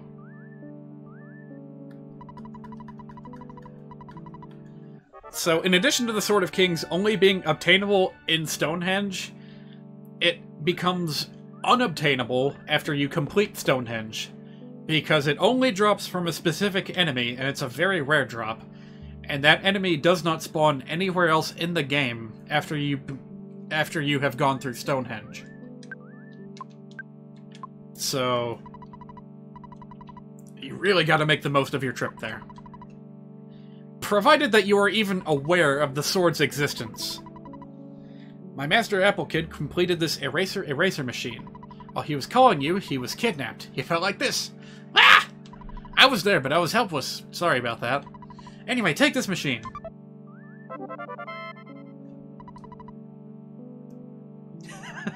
You've really been snoozing then, because you still have no idea what the main plot here is? Don't worry, that's, way to go. Way to go. Once Prince Pooh joins your party, there isn't really much of a plot, to the game. It's just chasing after the remaining melodies. And you can do them in any order you want, really.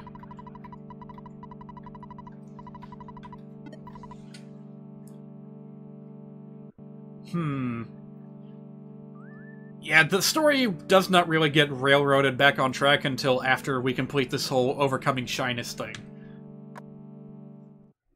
Like, right now we're just trying to bypass an obstacle.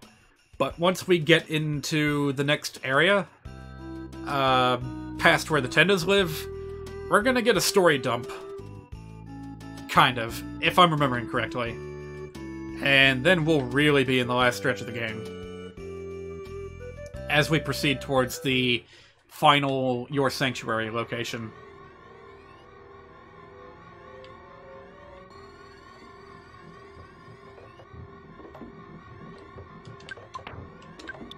Wait, who got the eraser? Oh yeah, you. For some reason, the Iron Eraser statue disappeared in an instant. Alright, so I got some news for you guys. We might be here all night, here in Stonehenge. Because the Sword of Kings is a very, very rare drop. I'm talking 1 in 128%.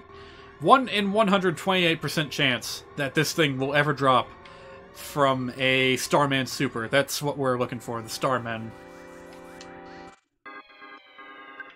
So, I fully expect you to have to leave at some point during this ordeal. And I may even have to, like, cut myself off. And, like, just stream silently for a while. Depending on how this goes. In fact, I may just have to rename this stream to The Hunt for the Sword of Kings. Or something, to let people know exactly what I'm doing.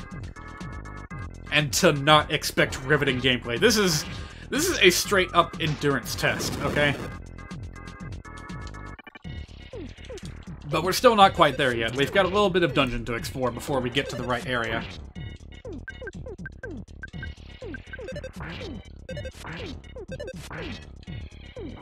Man, I might need to find some, like, royalty-free music or videos to play. Just to try and help pass the time once we get to that point. Of course, we could be lucky, and it could drop, like, within, you know, 10 minutes or something, but I'm not gonna count on that. So, do these guys start with a shield? I can't remember.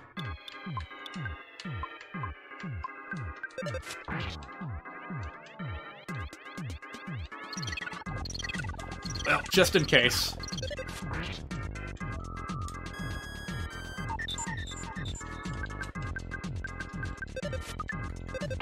Someone around here starts with a shield, and I cannot for the life of me remember who it is. It could be the Starman Supers.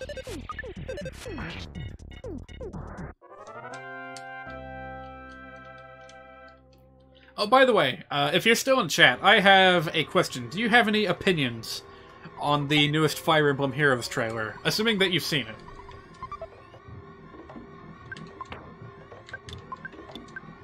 I, of course, am quite pleased to see it, because, you know, more Laguz units. How could you, what could possibly go wrong?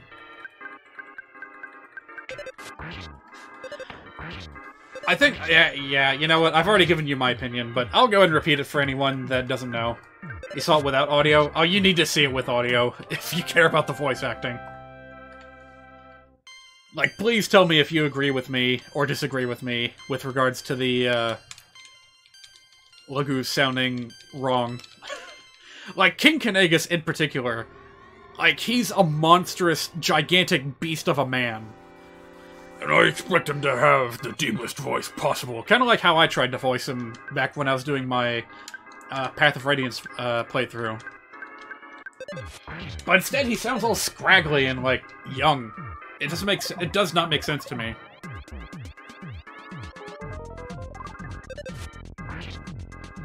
I kind of want to play it right here on stream, because I don't have much of anything better to do on my quest for the Sword of Kings.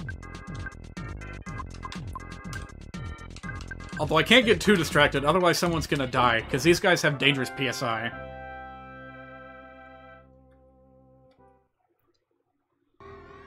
Let me see. Should be somewhere around here.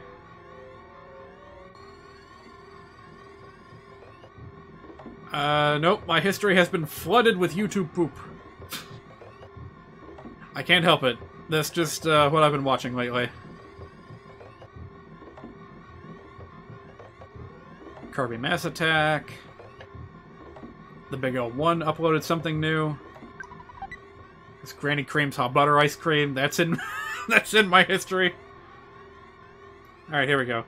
I'm just gonna, like, play the audio. Oh, oh, did you find the link for me? Orc. Yeah. I'll just tell you what, I'll play the whole video. Just so that people know what the hell I'm talking about. So yeah, New Lagoos. I played Fire Emblem on this channel plenty of times before, so it's fine for me to bring this up. What? You've never seen someone with ears like mine? Like, no, that's not how Ranulf is supposed to sound. I'm gonna pull up that cutscene. Just to prove it, alright?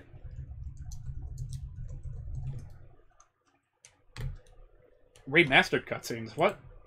Well, thanks, Link, mister. Maybe that means that the voices will be plenty clear.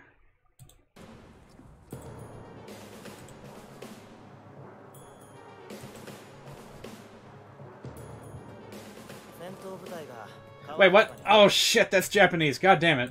No, I need it in English, damn you. Please read the description. From the Fire Emblem HD Collection Blu-ray disc. What? I didn't know such a thing existed.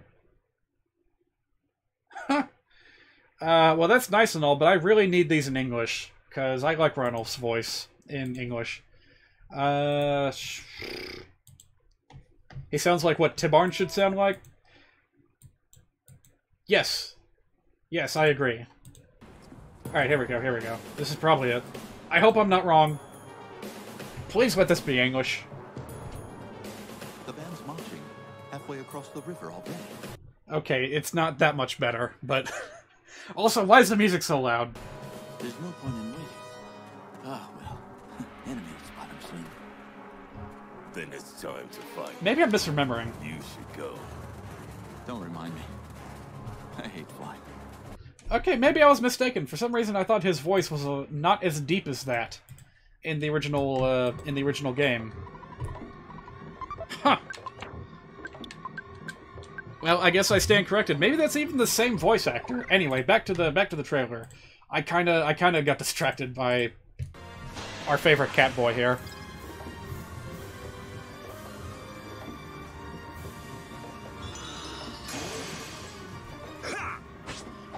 I love the animations for the cats, by the way. I love the way their fur bristles. Your kind are the Bayork. Bayork! How did I pronounce it? Bjork? I don't know. Bayork just sounds a little bit like they're trying too hard. This sounds a little bit weird with EarthBound music in the back. As a cat, I need no hard words. He sounds alright. Mordecai sounds alright.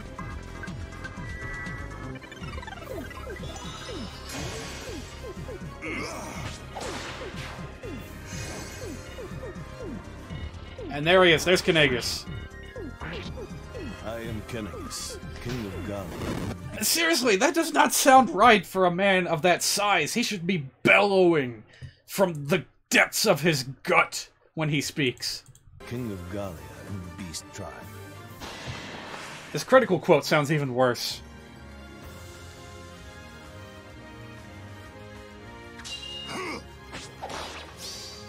This old blood still boils.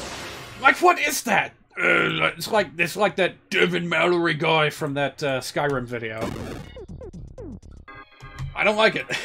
I don't agree with these voices. Oops, did I just nudge the game window? Okay, it is in fact impossible for me to nudge the game window. Because it's locked in place. Thank goodness.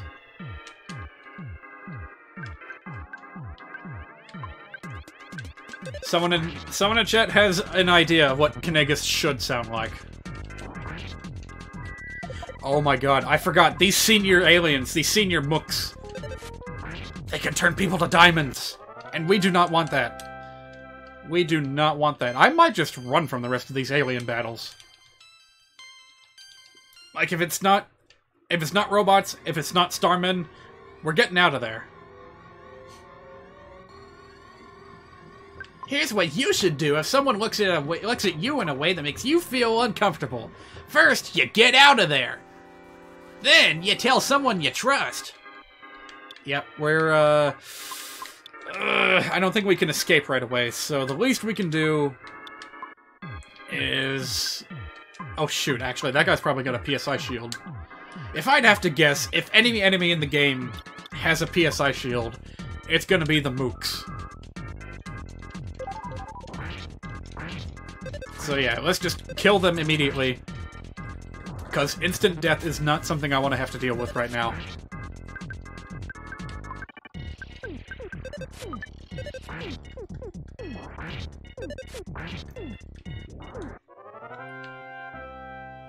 So, by the way, in case you couldn't guess, this is supposed to be, like, a major base of operations for Gygus.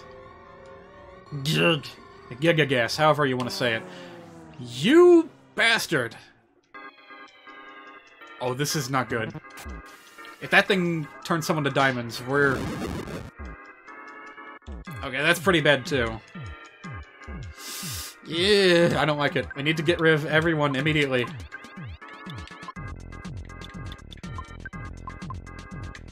Alright, who needs healing the most? Paula, you eat that pizza.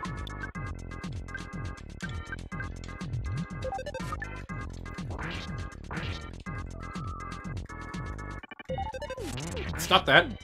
You cut that out right now.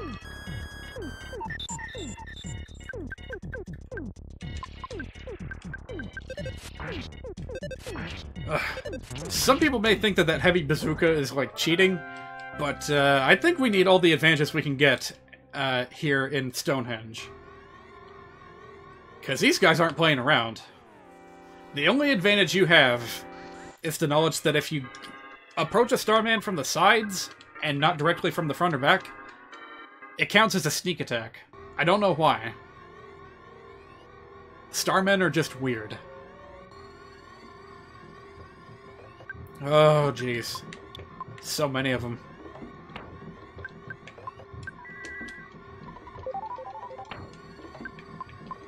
Just in case.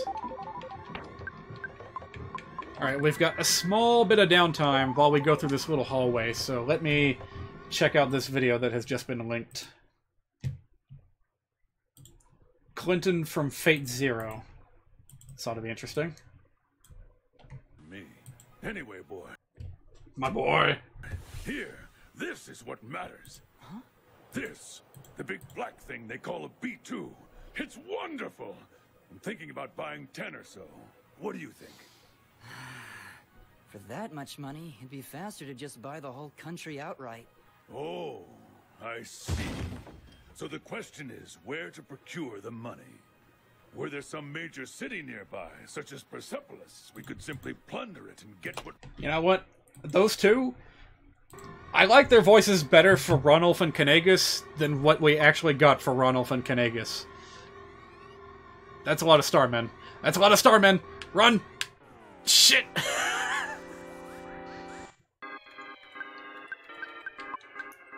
Honestly, it's those diamonds that I'm more worried about.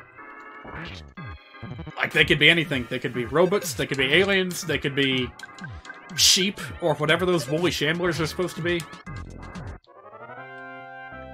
But yeah, I like that voice. Wish I could pull it off myself, but I don't think I can. I'm sorry, what?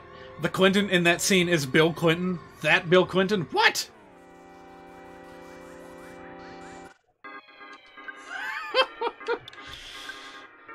Wow. If it wasn't for the reputation that Fate has for characters such as King Arthur, I would have called that a jape. But I believe it. I believe it. Oh wait, that wasn't Clinton speaking? Oh, whoops. I stopped the video before he appeared. My bad. Sorry about that. Let's finish it then. We need. For the moment, I think the biggest obstacle for us will I honestly thought you were talking about the red-haired guy. I thought you were saying that was Clinton. be this Clinton guy. He will prove a more formidable opponent than Darius III. Well, regardless of all that, I think it's a pretty good thing that Assassin was eliminated right off the bat. Just for no particular reason, a little video clip of Bill Clinton. Why not?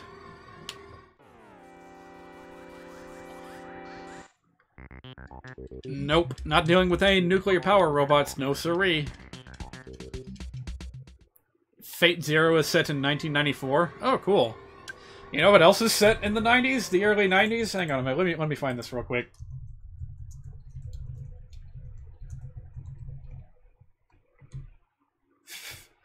Oh, please tell me this has the intro. You know what? Nah, I'll just play a Retsupre video, because that I know has the intro.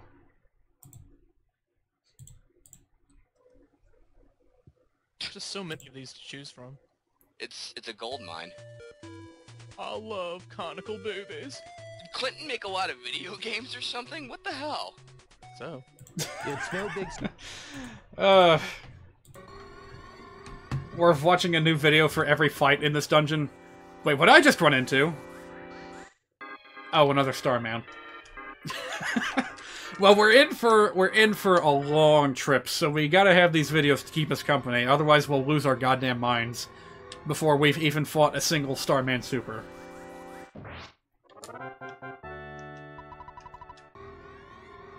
And don't forget, that's like an important detail. Starman Super. These are just regular Starmen we've been dealing with.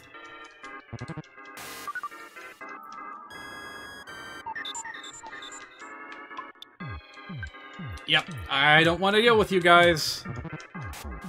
But I don't consider you enough of a threat to, like, bother fighting you for real, so... No, don't gang up on Pooh. Stop that. Alright, fine. If it's a fight you want, it's a fight you'll get.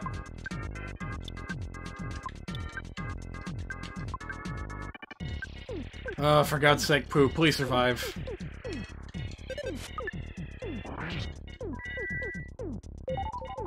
So, let me show you guys a cool trick that you can do.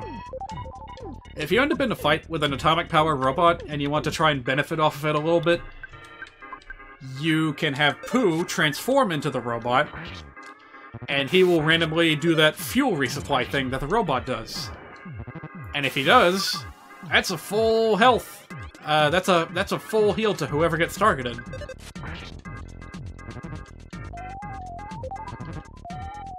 Yep, there we go. That's exactly what I was hoping would happen. It's always nice to have a little bit of health before you end up blowing it up. And it takes your health way back down again. Quick, quick, quick, quick, quick, quick, quick, quick, quick, quick, quick, quick, quick, quick, quick, quick, quick. We got full health, but at what cost? Great, I guess. Alright, let's quickly find our way and move on.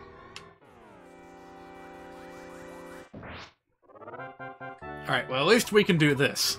At least we can whomp Starmen before they've even gotten a chance to react. No, the alien got to us first. God damn it. Fine. Let's hope for the best.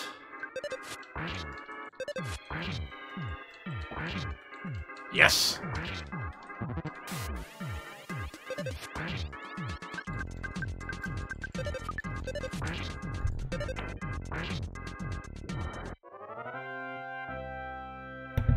Well, since you went and brought Fate back up, have you had any new experiences with the series? I, of course, have not, because that's not a series that I particularly follow. Couple life noodles. We're probably gonna need that. I will accept one mulligan if we end up, getting turned to diamonds in the middle of this dungeon. But any more than that, and we're gonna have to retreat, and use the machine in Dr. Andonis' lab.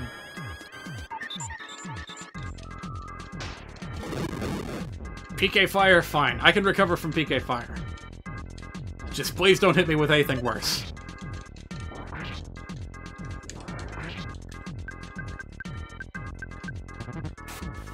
You're gonna go pick up Fate Extella Link tomorrow, otherwise no, you're still recovering from the burnout. Are you talking about a game? The way you phrase that, when you say that you're gonna go and pick up something, I'm imagining that you're talking about a game cartridge from a store. Used or otherwise. Like, no one goes out and picks up a movie anymore, from what I know.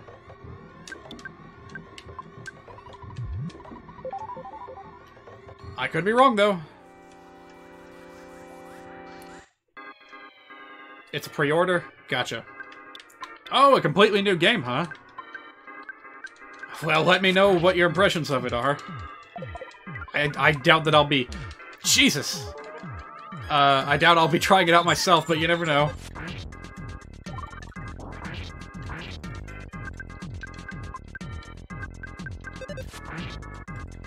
I don't want to deal with no more freezes, pleases. Pleases!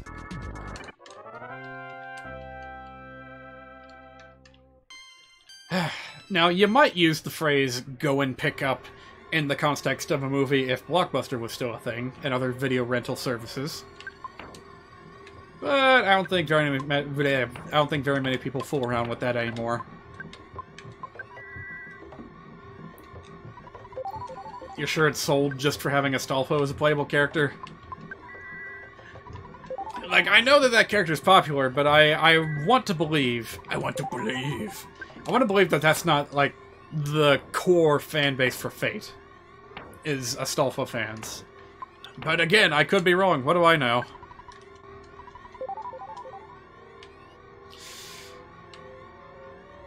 That's a really awkward spot. Let's try and trick it. Tricked! Yes!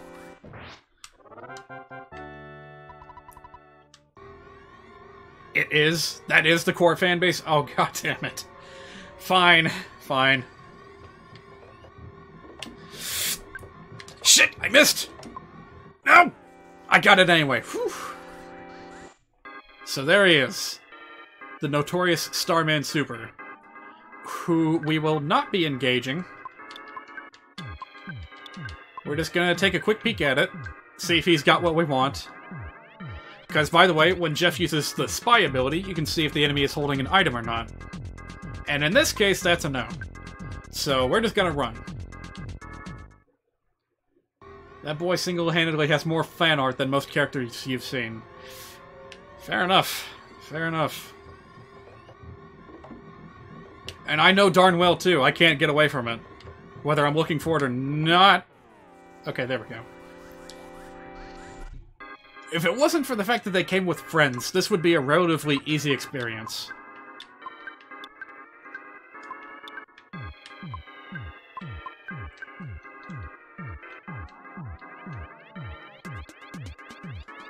Yep, they got nothing, so away we go!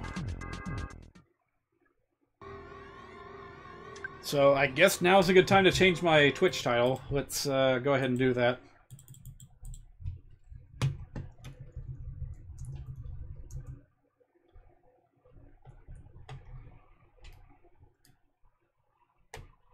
I can't think of any clever pun, so I'm just going to call this stream King's Quest now.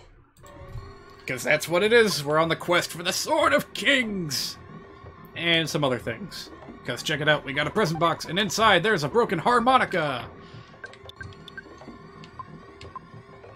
What do you think that's going to turn into? Because honestly, I don't remember. I know there's like a broken trumpet that we'll find later that turns into like a shower head. No, not a shower head. A defense shower.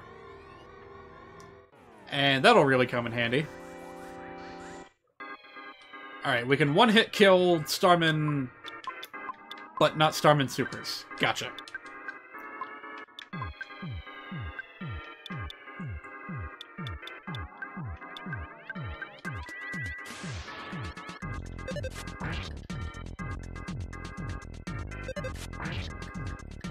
No luck so far. I really need to know if this guy has a shield on him or not.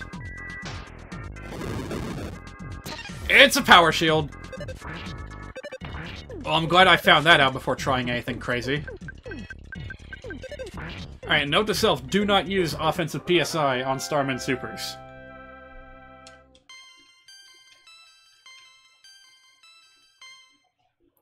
Well, tell you what, this would be a good time to employ the Casey Bat.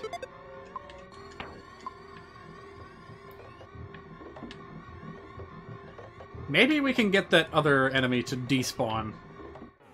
And then we can just whack the Starman Super and BAM! That's 7,500 experience points. That was a super. If you have the Casey Bat equipped, you can kill a Starman Super on the map. No questions asked. Unless he's got a friend.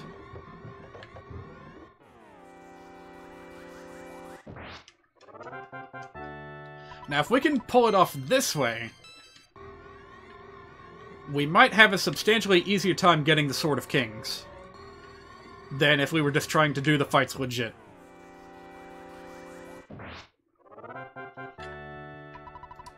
Yep, that's my recommendation if you decide to embark on this quest yourself. Do it this way. Use the Casey Bat and try to get these green swirls as much as you can.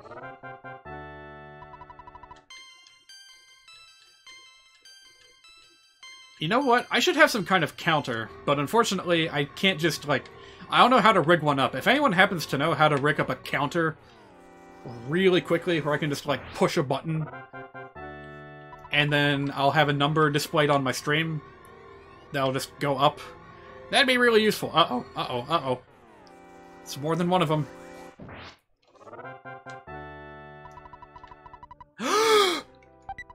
Are you shitting me? We already won the Quest of Kings? We didn't even have to fight for it. That might be the fastest I have ever gotten that item. This was gonna be like an hour-long ordeal. And I just get it. I'm feeling lucky.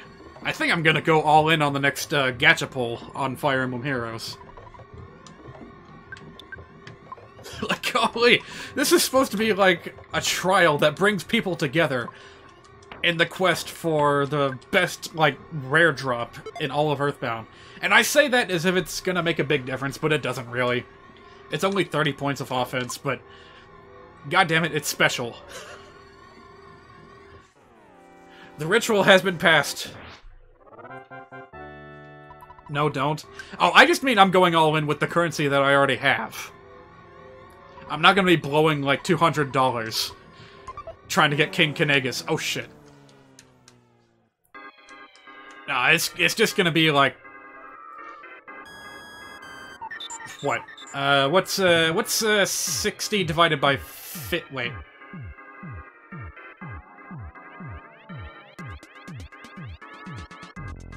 It's gonna be something like 25 pulls, alright? And when I say that, I admittedly am confusing myself with my own language, because I don't know what a full pull means. I will be summoning 25 heroes on the next summoning session. That's what I was trying to say. Ah, you son of a gun. I don't think the bazooka cares about your shields, though.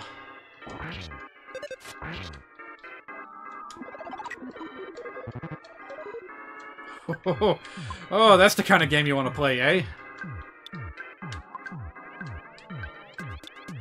Doesn't matter, I have bazooka power.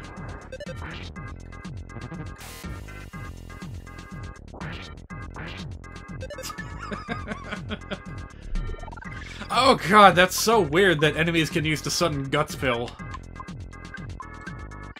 I don't even know how they do it. I just imagine them, like, opening a hatch somewhere on their bodies, and they just eat the pill. I don't know. You cheated not only the game, but yourself. Brilliant, thanks. Thanks for that. I wasn't even cheating! I was using a bit of a cheesy method, but it wasn't cheating. But I bet there's some people out there on Starman.net that are like, no, you have to fight it legit, otherwise it's not earned properly. Man, it's a legitimate mechanic in the game. If I'm using it, I'm using it. So yeah, I guess we're not going to be stuck in Stonehenge for several hours after all. We'll just advance into the room with a bunch of mice in it. Well, you know what? I was just thinking about picking up an exit mouse somewhere along the way. I'm not going to use it here, but you never know. It might come in handy someday. Oh, that's right. We got one more little section to go through here.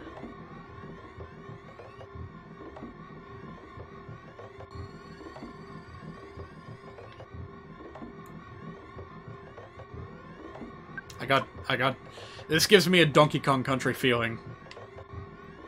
Because when anyone experiences a blackout level like this, the very first thing they think of is that one factory level from the original Donkey Kong Country. What? There were two of them? This is getting out of hand! Now there's two of them! Alright, tell you what. I don't feel like playing games here. I'm gonna hit him with a bit of the old 1-2. Step 1, Neutralizer. Step 2, PK Starstorm. Step 3, Profit. I haven't even used this thing once, so may as well, right? No! No, they're putting up new ones! They weren't supposed to do that. Uh-oh. No! Oh, shit! It's fine, I'll lag the game, and then Pooh won't lose as much HP. Pfft, that was ridiculous.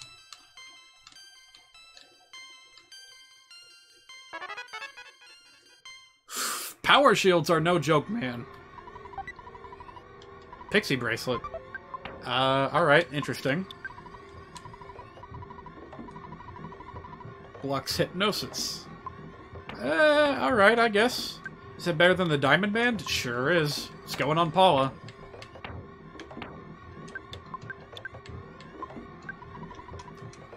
I didn't check the description of the eraser before. What does it say? It erases something that it looks like an eraser that also might be blocking your way. Fun fact, in the Japanese version of this game, I might have mentioned this before, but the pencil and the eraser statues that block your way are completely different things. The pencil is an octopus, and the eraser is some kind of weird, like, doll. Kind of looks like it's used in... It looks like a Bojibo doll. Or something. Used in some kind of Japanese ritual. And obviously that's because of the puns, which I don't understand, because Japanese puns obviously don't make much sense to me. But I'm sure it's something funny. Just some kind of wordplay that involves the word octopus in Japanese.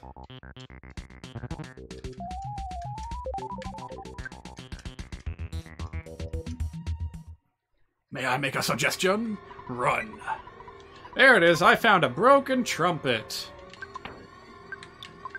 I bet Jeff can't carry it either. Oh, yes you can. Alright, cool. That's 2 new widgets and wadgets that we can use. Probably. But first we have to get out of the glowy floors dungeon. Man, I gotta say, this went way faster than I expected, even if we had not participated in the quest for the Sword of Kings. Oh no. Oh, can't see anything. Jeff, where's Jeff? Oh yeah, so this is a thing. I was a bit distracted, so I didn't... Oh, can't breathe. Oh no! Dr. Andonuts is up there too. Can't breathe. Next room. Can't last much longer, dude. Oh, look who it is. The boss Starman. I don't think we need to do too much prep work for this. You're much stronger than our intelligence indicated. We were not prepared for that eventuality. The prophecy from the Apple of Enlightenment may be true, but you must not underestimate us. It's the Starman Deluxe. The only one that there is. The only one that can be. I don't know if this is going to do anything, but why not?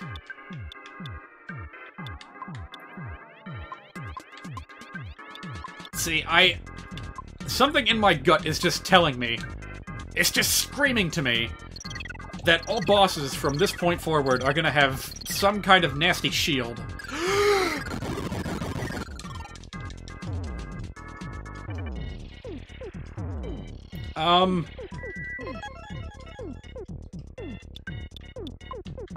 Does anyone have a large pizza? Does anyone have anything? I don't think this is gonna work, but I have to try.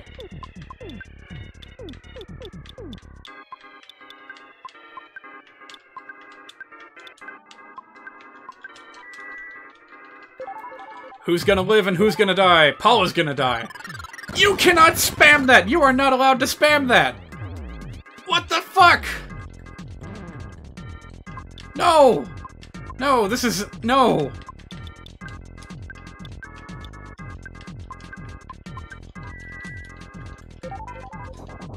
I give up! I'm pressing the kill button right now.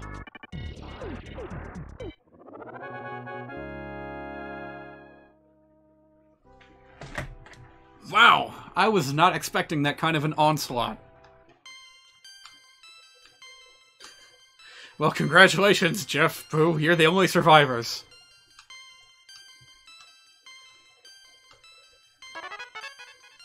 Oh, healing Omega. Boy, oh boy. It's a little bit late for that.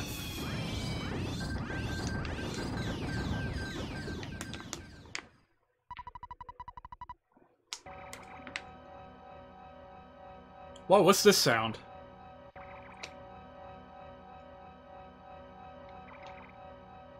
I've never heard this sound before. When you defeated the Starman Deluxe, the Stonehenge base ceased functioning.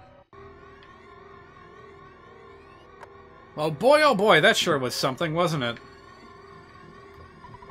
Alternate timeline where Ness didn't make it. I was scared, but I knew I'd be saved if I courageously just sat here and waited long enough. That's what I thought, but I began to lose hope. I'm so glad you saved me after all. Kidnapped, happy, rescued. I give you ribbon.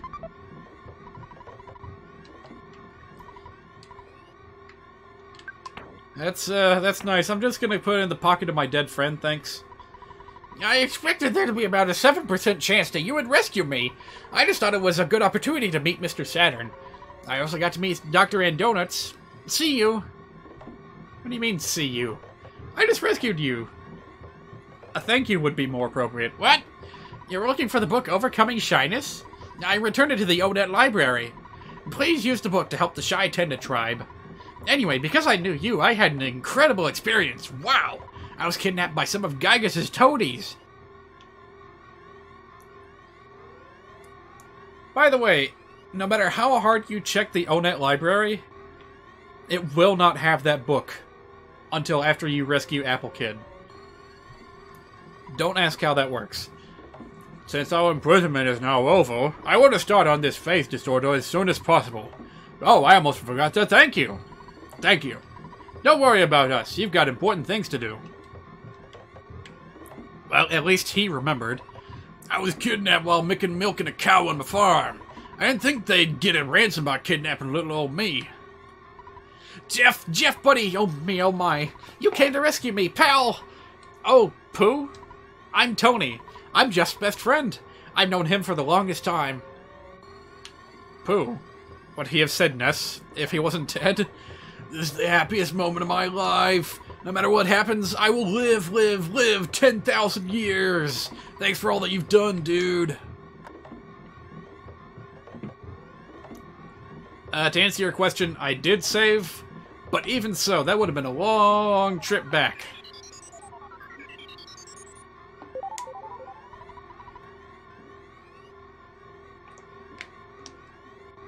Boy, oh boy, though. What an experience that was. Hello? Hello, it's your dad. Ness is gone. And this would be... Oh, so this isn't Ness. Whoever you are, thank you for watching after my son, Ness. I just wish that you guys would take a break. You'd feel so much more refreshed later on. You'd also probably have much better luck on your adventure. Thanks, Dad. Stay in a nearby town and get some rest. Please call Ness's father. Well, actually, that's me. And be sure to be careful of the hoodlums. I feel like somehow he knows that we did bad in that battle. And that call was like to mock us for not taking the appropriate precautions.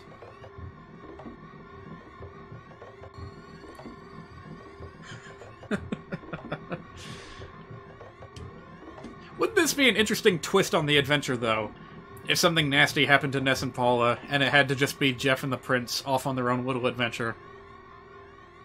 I mean, I don't think they ever directly interact with each other once throughout the entire game, so... It'd be a good opportunity to build up some character relations, which is definitely a bit of a weak point in this game, if you ask me. Even the original Mother did a lot better in that regard, if you ask me. And Mother 3, of course, went above and beyond when it came to building up character relationships. Can't wait to get to that.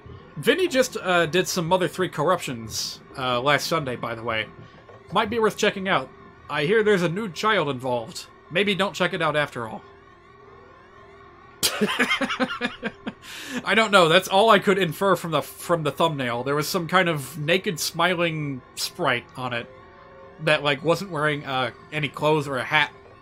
Didn't even have any hair. It was just some bizarre smiling NPC with no clothes. How did that come about from a simple corruption? I don't know. I guess I'll have to watch it to find out.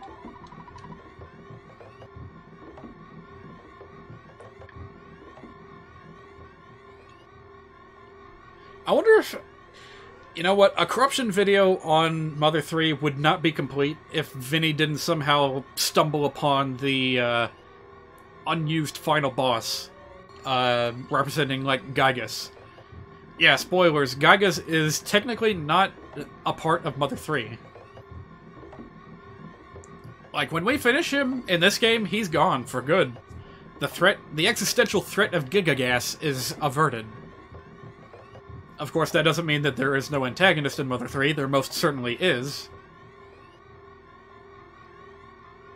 But it's not Gygas. But at one point, it was going to be. And there's some really scary backgrounds that were going to be used in that fight that are still in the game, if I'm not mistaken.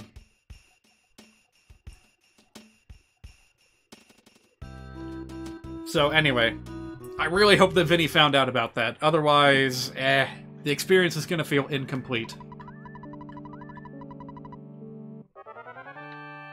Alright, everyone's back to normal. Good, good. Thank goodness. Oh. Oh, you're going to Saturn Valley, huh?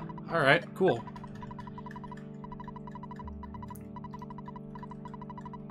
We narrowly averted disaster, so now it's time to go find a book.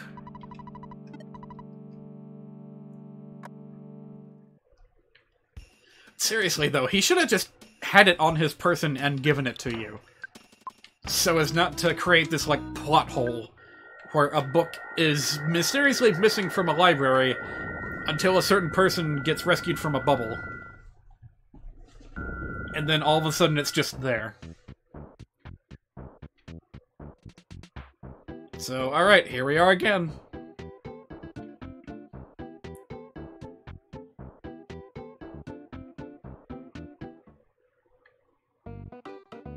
Alright, you, do you know anything about the book? Nope. How about you, Shy Guy? Oh, Highness! It's another nice day! What, you'd like the book Overcoming Shyness? I've read it. It's a great book.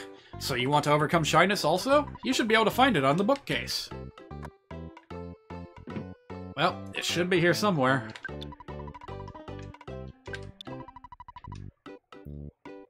It's gonna be the last one I check, isn't it?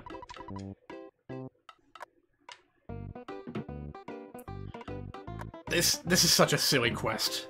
Why must we embark on this quest for a book? Yep. Guaranteed to be the absolute last place that you check.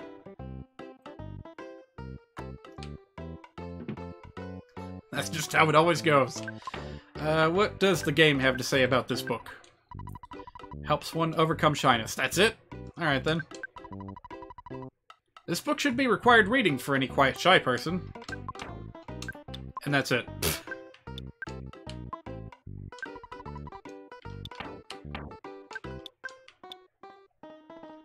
Oh. Oh ho ho. Well, now Paul is a defensive behemoth. Look at that. Look at that. Alright. Back to business. Let me see if I can make my way... Actually, where are we going again? Oh yeah, Tenda Village. God damn it. You son of a gun. You were the one thing in my way.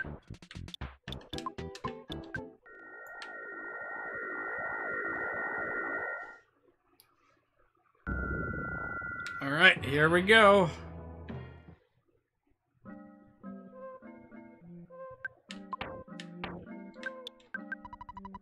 You can't use the shyness book. What?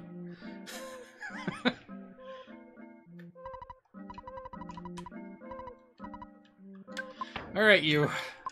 You must be the one that I have to give this to, yes? Book can fix shyness, thanks. Relax, I'll read it to everyone. Oh, just holding this book in my hands makes me feel like I'm overcoming my shyness already. I'll really take time to read it to everyone. He's like turning into a weird German Muppet Yoda. Anyway, he read Overcoming Shyness to everyone. Chat chat, whisper whisper. I'd like to give you some tenderkraut in return. Tenderkraut is a type of dish that all tend to like. It stinks, but it tastes wonderful.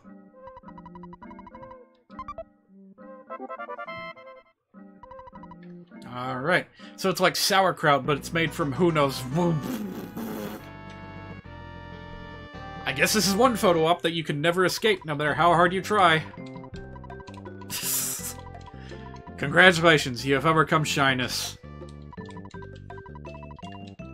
It'll always bring back the fondest of memories. Hey, you! I have a happy little question for you.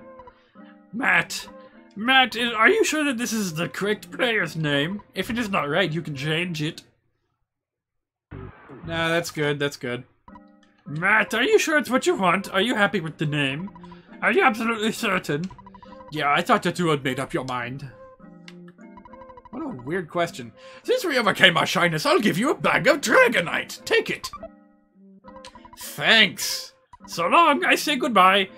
Is that another Beatles reference? Hang on, what song was that?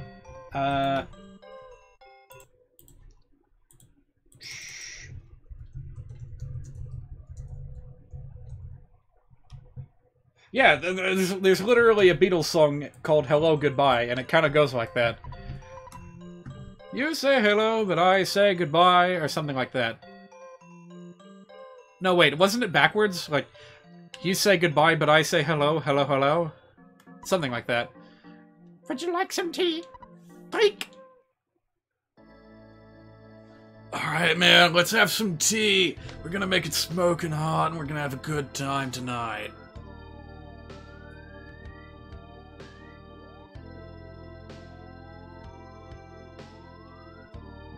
That's some good tea. Like a great tapestry, vertical and horizontal threads have met and become intertwined. creating a huge, beautiful image. You may have cursed this never-ending journey. You have known injury and defeat, but you have struggled on to reach this place. Your inborn intelligence and courage have helped bring you here. You have believed in your friends, and as a group, you have supported each other. Have you ever stopped to consider how much your power has grown? Now you can fell enemies in Onat and Tucson with one blow. As you certainly know, you cannot turn back. Gygus, the archfiend of the universe, is growing frightened of you and your power. He is searching for ways to end your journey.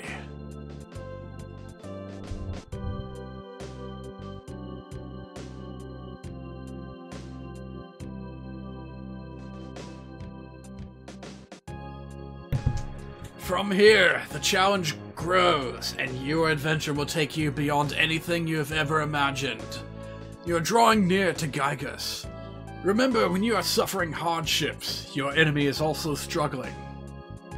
That's actually pretty good life advice if you're having a extended combat with a particular enemy, whether it's political or otherwise. By the way, do you know where Pokey went? When this cup of tea is finished, your adventure will continue. Your destiny pulls you in the right direction. Believe in yourself and press forward. I have no idea why I'm doing this voice. Ness! Paula! Jeff! And Pooh! Yeah? I wish you luck. Well, thanks, dude. You too. Although we do have to wait for this to finish. I'm trying, but I cannot end this quicker. I can't cancel out of it.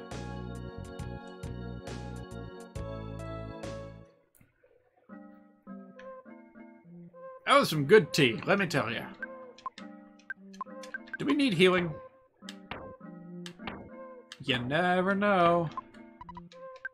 Alright, well, let's see what everyone has to say now that they've overcome their shyness. I'm a woman. Did you think I was a man? Good information. Welcome. To this far. Take a rest. Long journey must have been. Hi. I like that. For some strange reason, that gives me a little smile, too. Hi, how are you today? Oh, you're not feeling well? Be healthy. I can't stop it from. I can't stop them from just turning into Mr. Saturns.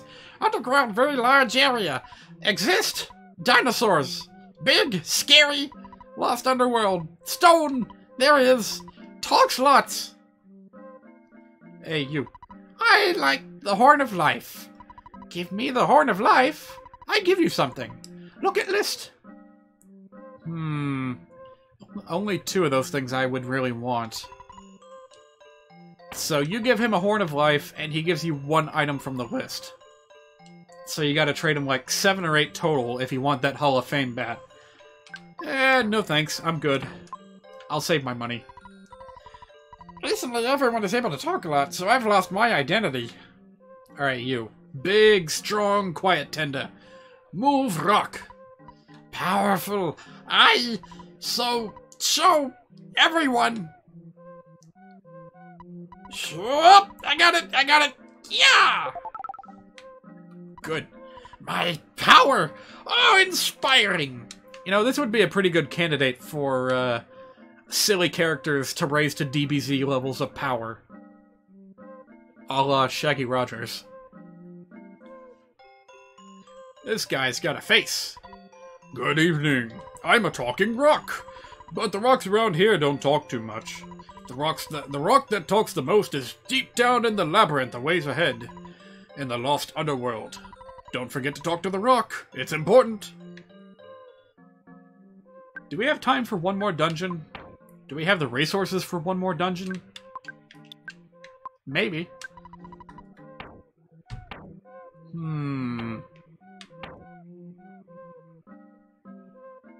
You know what? Sure, why not?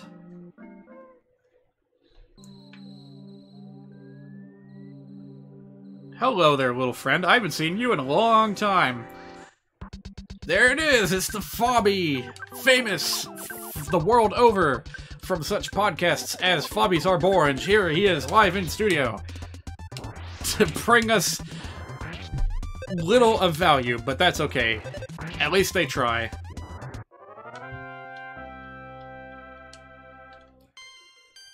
Oh boy, we're still gaining levels like crazy. We're already at level 60 on NES. That's crazy.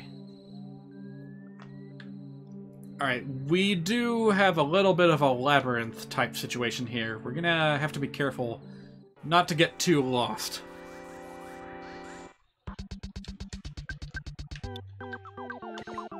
You've reached the point where you can barely stay awake. You'll have to miss out on the last part. Hey, I expected you to drop off a lot earlier. So thanks for sticking around as long as you did. It's been fun. I'll probably be calling it quits here in about half an hour or so, aside from a sanctuary boss, you won't be missing much.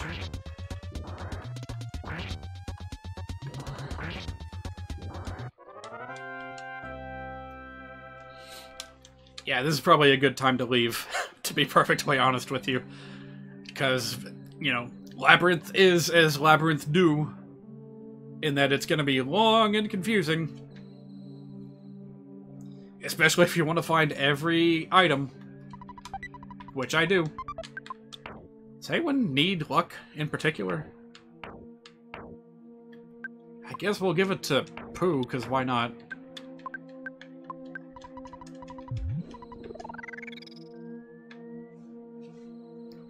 So, one particular gimmick that I happen to remember about this place is that the top floor, there's only 2 floors, but the top floor is pretty much just Fobbies and nothing else. Whereas the bottom floor, whew, you better watch yourself. There's some dangerous stuff on the bottom floor.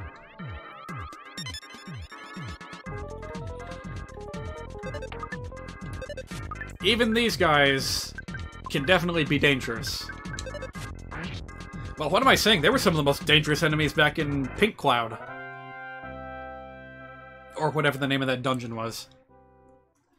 Like, high-level PK Flash and PK Thunder are no joke. Thanks for talking to me. Oh, you're welcome. The rocks are talking, dude! Yep, those guys are here too. And they are dangerous. I'm just gonna go ahead and throw up a big old shield if you don't mind.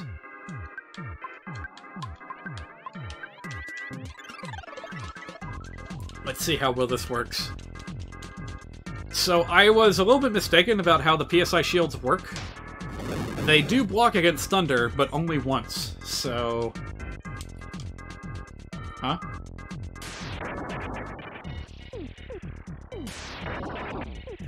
Wait, why did the thing not affect Pooh? What? What? Oh god, that's... Oh, because he transformed! What? If you transform, you lose your shield? Are you kidding me?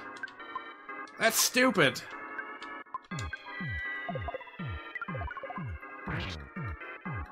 Alright, fine, whatever. He's got a PSI shield too. Shit, this ain't gonna last much longer. Quick, break it! Break the sphere! I thought that having free PK Flash on our side would have helped, but nope. Well, that sucked. Let's continue. Finally learning some later stages of PK Thunder. Finally. Alright, not yet. Not yet. Let's get everyone a little bit healed before we continue. Alright, you. I'm sick of your shit. Honestly, these guys are not really that big of a trouble if you get them solo. Uh-oh. Unless you miss! Oh! No! Okay, never mind. We're good. So... We just unlocked PK Thunder Gamma, but so did the enemy. And that's trouble. That's big trouble.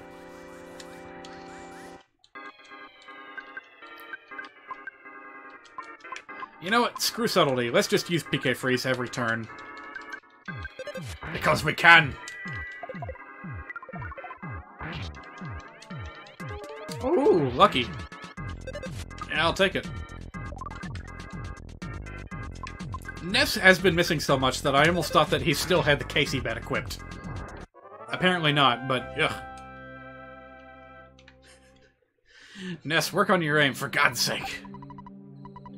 Oh, we don't need no more rock candy, please.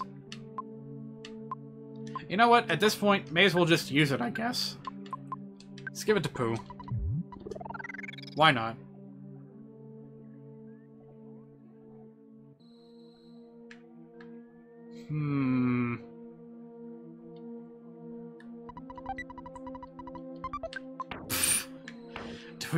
Do we really need that? Do we really? Fine.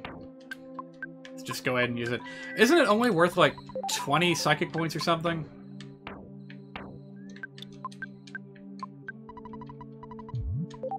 Oh, not even 20. Yeah, the deluxe water sucks. It smelled so unbelievably bad that you could not eat it.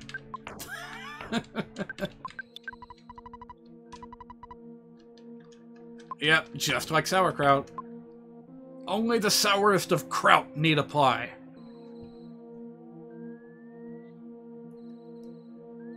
Oh. It's just fobbies, no need to be afraid. Man, I really need to figure out what the deal was with that Fobbies or Arborange podcast was. You know what, honestly, it's not like we got much of anything else going on here. I could just bring it up. What? Oh. That's so bizarre that they have the HP sucker.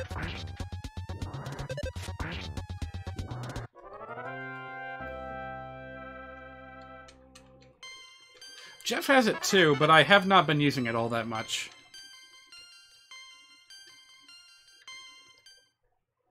I don't particularly feel that he needs to use any kind of lifesteal ability for anything in particular. What's up with this place?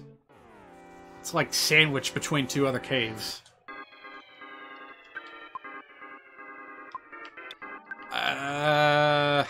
What to do? What to do? You know what? Honestly, I don't want to make this decision. Let's just run. Those little smiling balls are nothing to sneeze at. But these guys, yeah, I don't feel too threatened by these guys. Unless they have something really nasty hidden up their sleeve that I am unaware of. But the mere fact that they can waste their turn trying to give someone a cold just tells me that, not worth worrying about. Luxury jerky. A gourmet version of jerky that is considered a delicacy. It's created by a skillful artisan who has been making jerky for over 60 years. Jerky fans consider this the caviar of all jerkies. I understand that they don't dry gourmet jerky on a laundry line. When eaten, you recover about 300 HP. Who keeps inserting that comment about the laundry line? It's getting a little bit silly. Wait, this was a dead end with a rock? You brought me a rock? This is the Earth's belly button. I came all this way and that's all you have to tell me?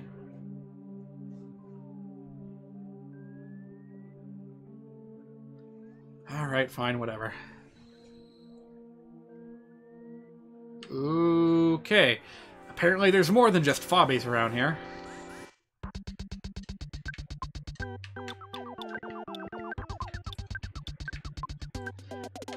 What happens if we make Pooh transform into a Fobby? Will anything funny happen? I wonder. I had a feeling that would work. With 100% success, because why not? Oh, look at that! Pooh has the unable to concentrate status. when he transformed. That's interesting. Oh, no, no, no, no, no. This is a bad time to be... PK Flash Beta can instantly kill? Are you kidding me?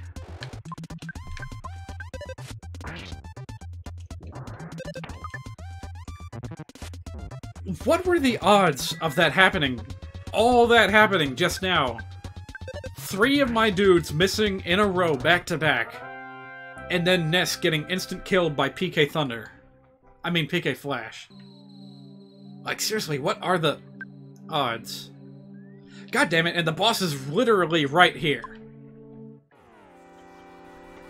Alright, fine. Fine. We'll do it this way.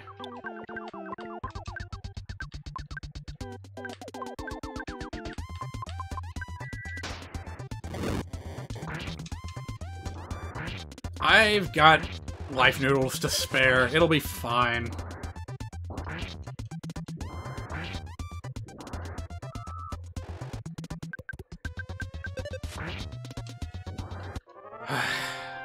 Very, very annoying. Actually, wait a minute. Pooh has, like, healing Omega, doesn't he? We might not actually have to use the life noodles. Hang on a minute. No kidding. And it's a full heal, too. Well, alrighty then. I guess now we don't have to worry any longer. Well, I'm feeling bold. Let's do this. It's the 7th Your Sanctuary location, but it's mine now. It's the Electro Spectre! Oh man, it's too bad my friend left the chat. He would probably have a good joke to make. Because he's playing Ape Escape right now, and Spectre is a name that pops up quite often.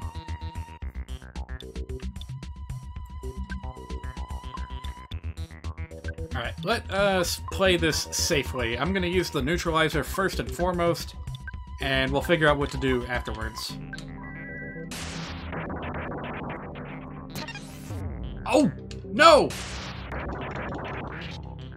Are you kidding me?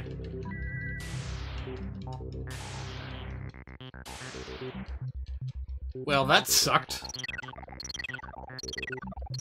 Jeff, you were way too slow. For some reason, I thought that would have gone better.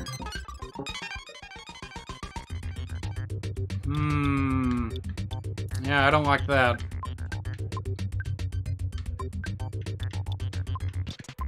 What to do? I don't want to just cheat this fight out with the hungry HP sucker. Did I say HP sucker? I meant multi-bottle rocket. What the hell am I saying? Let's try a bit of slime while we get Paula back on her feet. That was really stupid. I feel bad about that. No go. Oh, you can use it too, huh?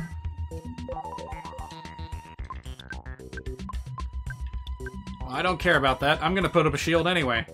Anything to block against an incoming onslaught of PK Thunder.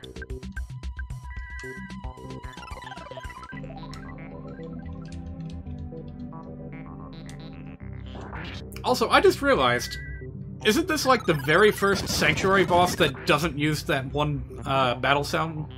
That battle track? Yeah. You son of a gun!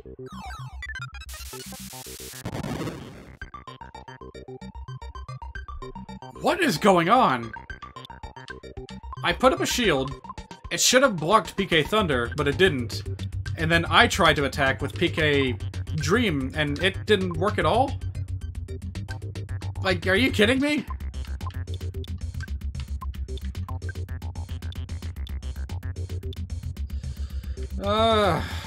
Yeah, I don't like this one bit. Don't like it one bit. Oh. Oops. I guess I should be a bit more conservative. You know what? I should have used the monkey's love.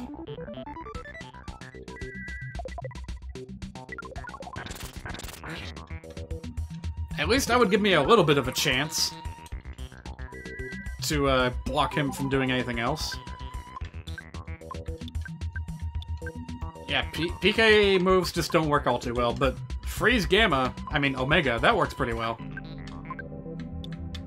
Let's just go on a limb here and see how well Monkey's Love works on a boss enemy. Nope, didn't work. Well, it was worth a try. Oh, I get it. It's an electric shock attack, therefore it doesn't trigger the PK shields. But it does trigger the Franklin badge, so that's why it didn't work. I understand. I don't like it, but I understand. So because of that, he probably doesn't even have any PSI points, does he?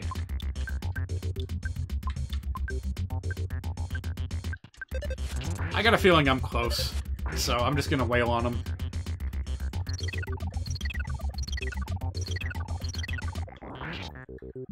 Yeah, there we go. Well, that was a little bit scary for a minute, but it turned out alright. You know what? The scariest part was because he had a power shield, and I wasn't expecting it, so I just ended up trouncing myself. Congratulations, you played yourself! Now Pooh's got the power of Thunder Omega. How do you like that? Alright, I'm gonna do a little something here. I'm just... Uh-oh. Oh shoot, I thought I was gonna be able to backtrack. Nope, we're in the hole for good now. And I know that we missed something good in that dungeon. So as much as I hate to say it, we're gonna have to backtrack back to Tenda Village immediately after this. I'm Ness. It's been a long road getting here. Soon I'll be...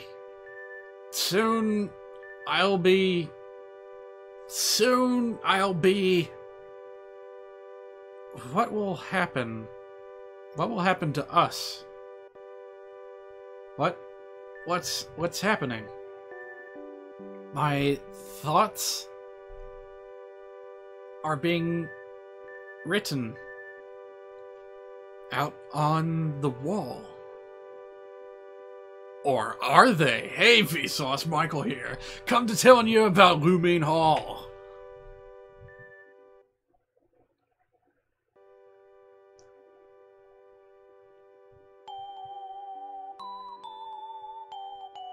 Jokes aside, this is a really cool little idea for a spot in the game. Just a long cave with little dots on the walls that light up and broadcast your thoughts to the world.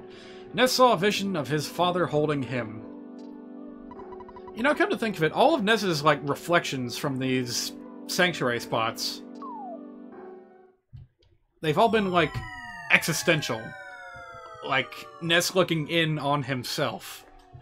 I'm sure that means something, but I'm not here to pontificate on that. And I'm not even going to be sticking around here in the dinosaur... back in dinosaur world!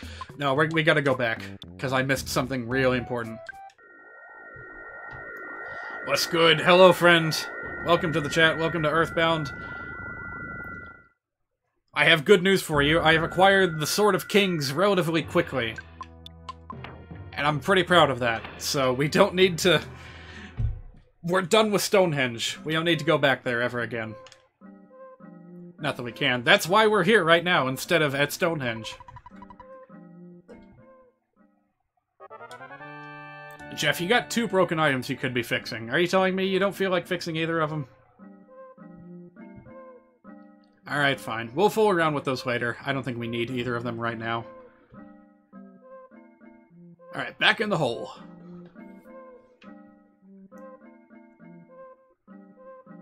There's at least one really good thing in here that we have not found yet. A new item for Pooh that I can't remember where it is. I swear, this is like the one place that I skipped on my way to the boss. Is it here? The underground talking rock seems to want to talk a lot more than I do. And we still haven't found that one yet. Super Bomb! Boy, my favorite. Can I just get rid of it?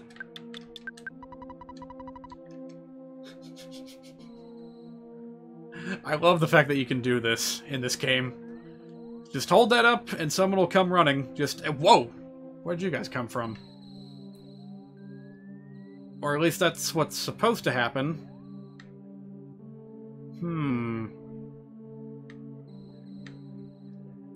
Maybe customers don't appear in dungeons. I don't know. I don't know what's going on. Well, if it failed, we will know, because we'll get a message about it.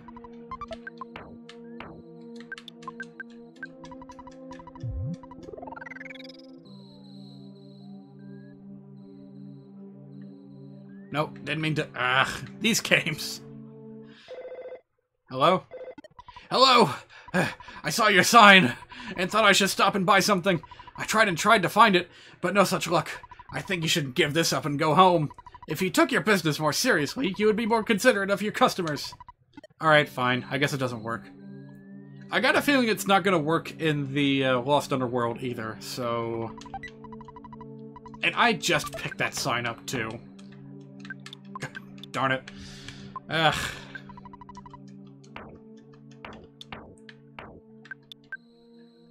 Alright. We got 3 out of 4 for Pooh. We're almost done building him up. He's gonna be the strongest king that ever lived. Yeah, you guys just watch yourselves. I don't want to be fooling around with you no more. I know you don't want that neither. You, however, were unfortunate enough to get caught in a choke point.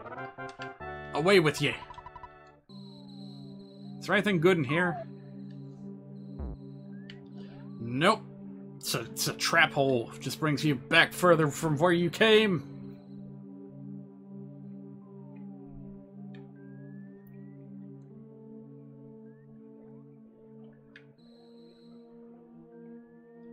Alright, for the record, this is why I usually keep my streams to about 3 hours and no more.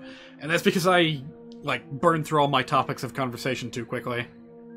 Although, now that I've started talking again, I will mention one more thing that's been on my mind, and that is nature.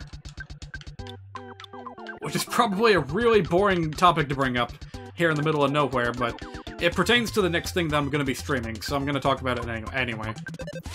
When I get to streaming Harvest Moon 64, because this feels like a very back-to-nature kind of year, 2019, for me personally, I don't know about you guys, I'm going to try to, at least once a week, get out there and, explore a little bit of places that I am not too familiar with. I happen to be living in a good location for that sort of thing. There's a number of parks I can go to, there's a mountain nearby that I can go to. So I will try to make time for that, so that I can talk about, nature-related stuff and what I've seen out in the world every week when I do Harvest Moon streams.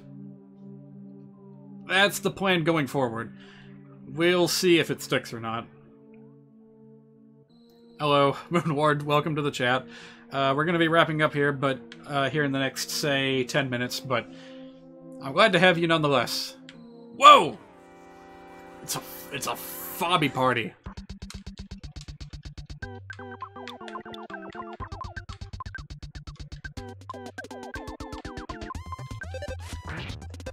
Let me see. I may need to come up with a new game to stream on weekends. I do occasionally do Saturday morning streams. It's been a pretty regular thing recently, and I hope to keep it that way. We've been doing Cuphead and Blaster Master Zero 2, and Cuphead is just about over and done with. So I'm thinking I may just want to stick to Switch titles for Saturday mornings. Only 10? Yeah, we've been going for about... Jeez! Why are there so many of these?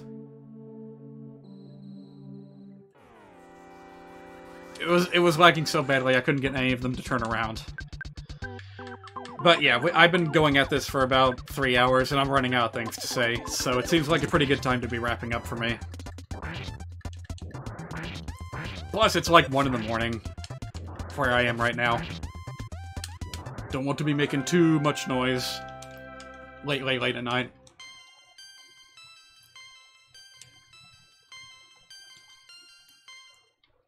Well, I guess since the opportunity is here, we may as well just try and squash as many fobbies as we can. Phew. Yeah, my plan is to save and end when we get to the village in the Lost Underworld.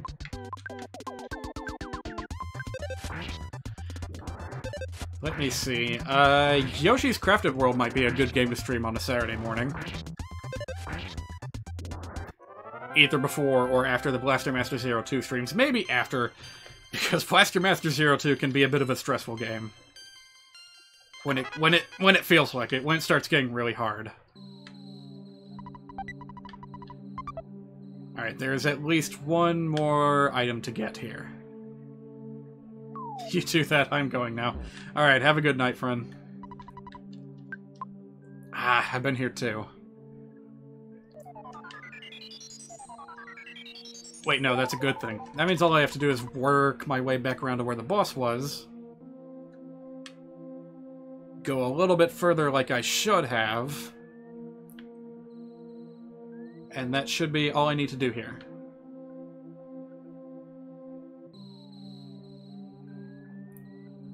There we go, and my prize is a rabbit's foot. Oh, actually, that's really good. I've been wondering where that was gonna pop up. Protects from paralysis and increases your speed in a big way. Now, you might not think that speed is all that important, but I found out somewhat recently that speed is actually very important for Jeff.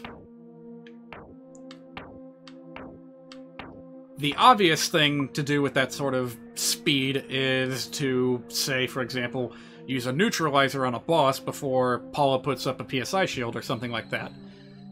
But what you might not guess is that speed, for Jeff, determines how accurate he is with his items. And that includes bottle rockets. So you slap a rabbit's foot on Jeff, you're gonna see damage from the bottle rockets go up in a big, big way. I'm actually really looking forward to the next boss to see just how mental a single bottle rocket is.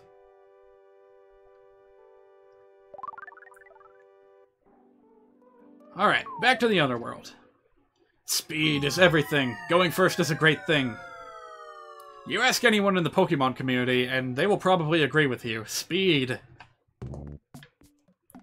is the weed. I mean, speed to wean.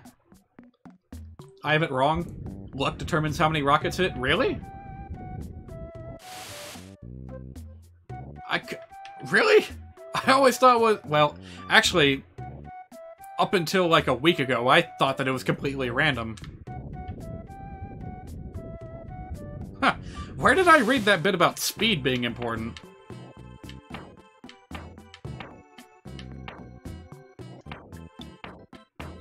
Well, which item is the best at providing extra luck? Is it the Pixie Bracelet? Let's see. Paula's got herself, like, 83 luck. Let's take that off and see what happens.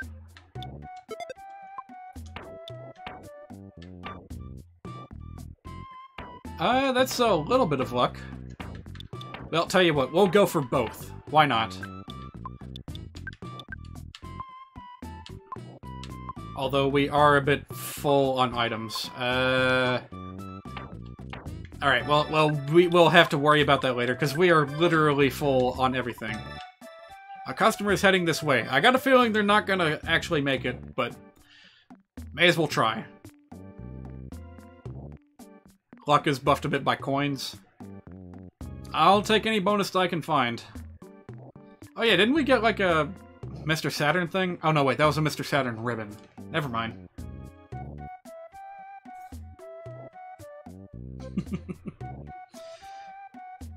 You know, it would be hilarious if I could somehow get a customer to appear with the for sale sign here in the Lost Underworld, and they just turn out to be a regular-sized sprite, so they look gigantic compared to Ness and Friends. I think I will deliberately ignore the big-nosed dinosaurs.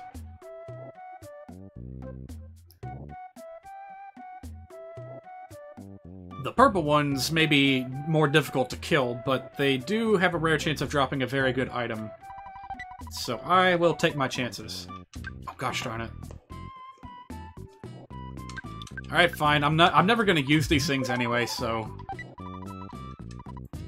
I will happily exchange a caramel for a brain food lunch.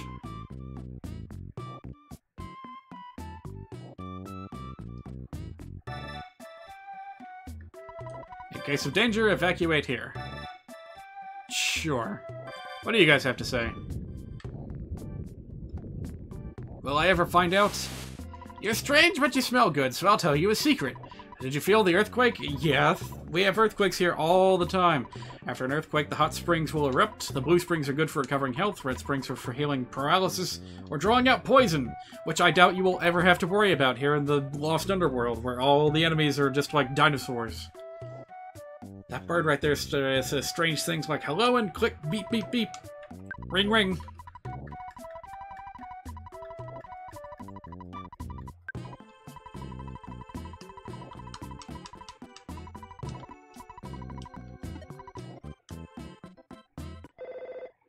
Yep, that's what I thought.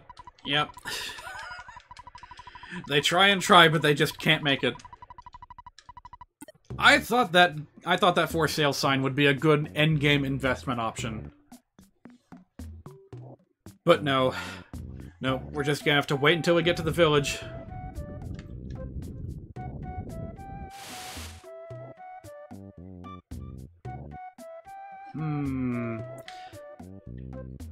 Eh. Come on, I've almost got it.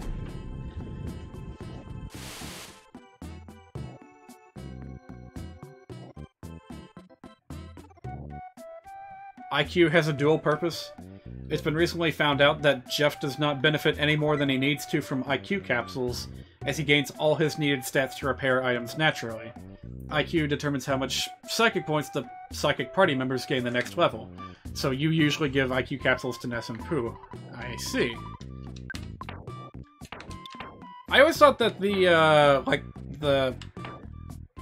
well, I know that Jeff will eventually reach the IQ levels he needs to repair all the items, but I always felt like it would be nice to, you know, get an advance on that so that I could get, say, for example, the heavy bazooka a little bit early, which I think worked. It's just a matter of if you want to rush it or not. What do we not need? Don't really need rice gruel anymore. Nice. Horn of Life. We got like 5 cups of life noodles with us.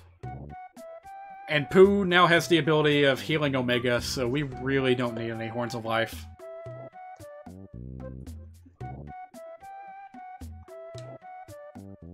Once Jeff gets 45 IQ, that's pretty much it.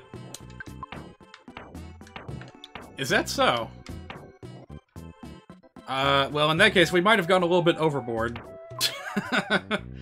Now, I think part of that is because of the rock candy exploits that I did at the end of last weekend. Last week. Not weekend, week. Okay, I think I remember where we are now. Let me in! Let me in! Alright, there we go. Shoot, I'm running out of... Like, my stuff is too good. I just want to sell it, but I can't get rid of any of it.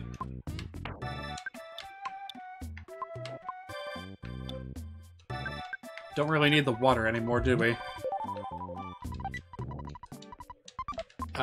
Guts. I kinda just give all my guts pills to Ness, in the hopes of maxing out his chance to get a critical hit. Assuming that that's what that stat does, you're here telling me all this new information that's like flipping what I know about EarthBound stats on their heads. Nah, just kidding. I knew most of that, except for the bit about 45 IQ and the bit about speed or luck, which one determines Jeff's hit rate. And a sea pendant. It's really good, but I can't put it on anyone just yet, because I don't have the inventory space to shuffle around items. Ah!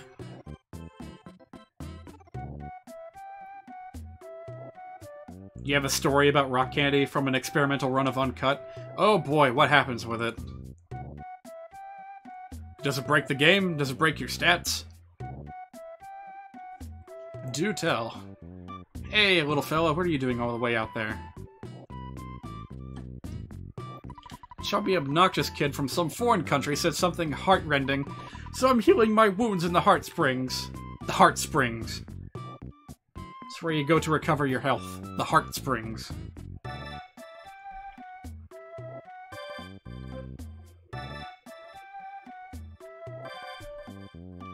So close.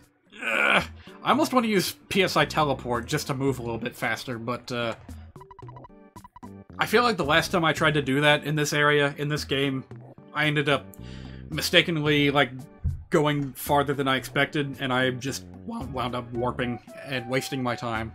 You guys smell really good. Who am I? I'm a tender. Hey, what are you doing inside our dinosaur cage? I'm gonna go open the door and you get out of there right now. I'm the boss, so I'll let you out. Thank you for the tenderkraut. Ness's tenderkraut was stolen. Pfft. The awful smell surrounding the group is now gone. I'm kind of surprised no other characters mentioned the smell. Why don't you see that talkative mystery rock? That rock really jabbers away. Even though I listened to the talkative mystery rock story, I don't understand what he's talking about. Thank you for coming all the way into this primitive country.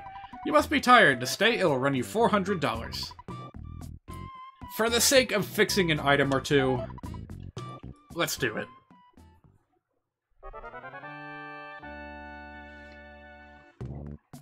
And nothing. I'm gonna have to, like, warp to Saturn Valley after this is done. They made a cage for the dinosaurs and locked them up. That's why my brother tells me, but I don't believe it. He's just spewing out of his cake hole. Let's play store. My friend Igo loves this game, so how may I help you? Oh, wait, we need to sell first. We really need to sell. Alright, what do we got here? Bomb. Don't need the bomb.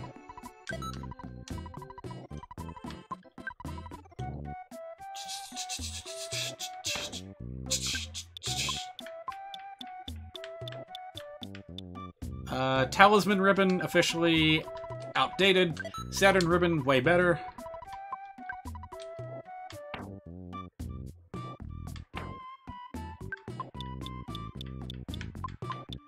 Not sure what to do with all that yet. Prince Pooh, you got anything good? I just really don't feel like messing around with Sudden Guts Pill. Does anyone actually use these on a regular basis?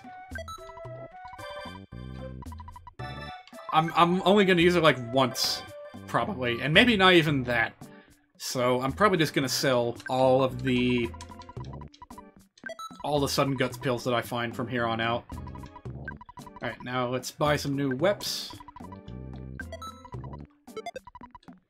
Is the Hall of Fame bat better than what I just bought?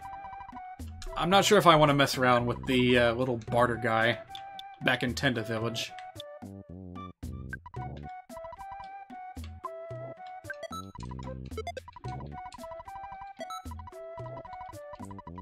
What else do you have?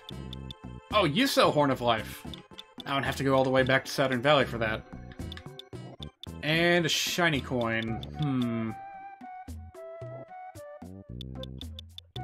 I'm gonna hold off on that, because I don't know who's gonna end up with what item. Tenda who liked to talk came to the Lost Underworld because we couldn't stand the quiet up above. So we established a separate tribe. I hope we can be friendly again someday. Yeah, it was a lot easier to live up above. Did you think that the Tenda above had some particularly beautiful women? They're still shy, though. It's an odd statement. We're the same Tenda as those above ground. We seem different? Yeah, you know, the Tenda up there is shy and don't like to talk. How about you? You're a foreigner, aren't you? I'm a world-wise Tenda. I was an exchange student who traveled to a country that is known as an economic superpower. My name is Igo Stick. Let me know if I can do anything for you. Shall I loan you some money? Heck no.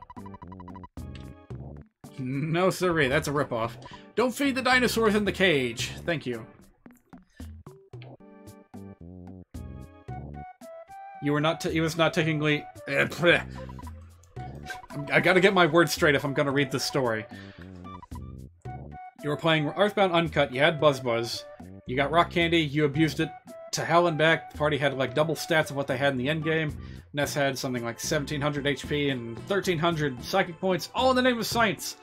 The display broke, but was still functional. The final area was a steamroll. The party was so smashed. Excuse me. The party was so fast and smashed everything so often that everything just fell over upon contact. But Buzz Buzz is not all that useful since most enemies use physical only. Oh, are you talking about how he constantly puts up PSI shields? I bet that takes quite a bit of time to go through if you're actually in the middle of a battle. Alright, let's talk to Mr. Rockman.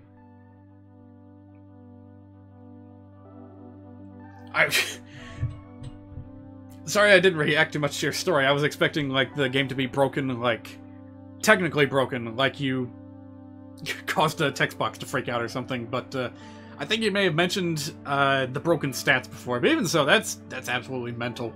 1700 HP, I don't think Ness has ever needed that much. But he's gonna get it. You finally came, Ness. Finally, you talked to me. Listen, Ness, I'm going to tell you something very important. You may want to take notes. Ready? Come on, even Kapora Gabora never told Link to take notes. You're the chosen one.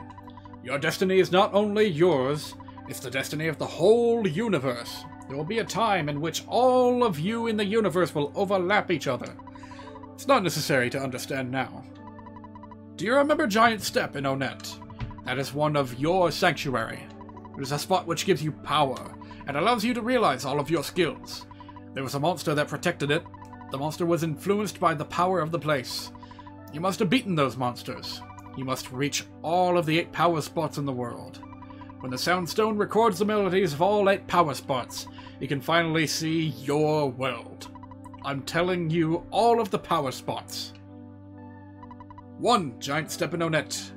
2. Lilliput Steps in Peaceful Rest Valley near Tucson. 3. Milky Well in Grapefruit Falls in Saturn Valley. 4. Rainy Circle found by Jeff in Winters. 5. Magnet Hill at the edge of the city of Fourside. 6. Pink Cloud which Pooh knows. 7.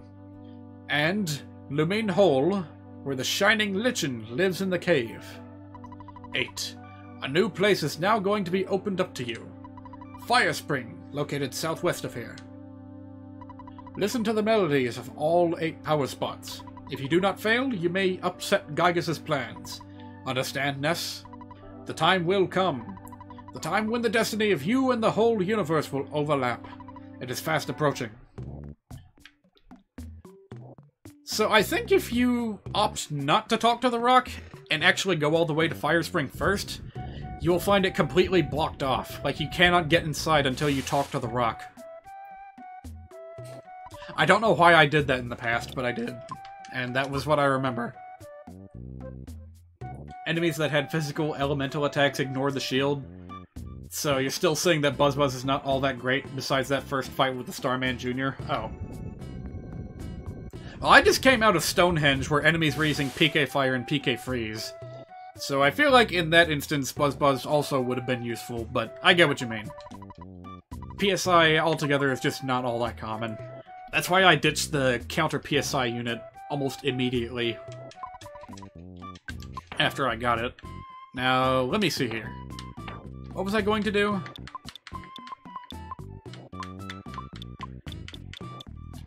Let's just give this to someone for now. Alright, I took that off so that I could equip the Rabbit's Foot. And I was thinking of putting the Pixie's Bracelet on Jeff.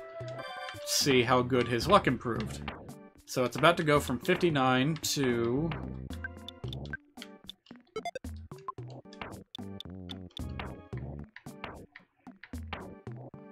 69. Alright, that's good.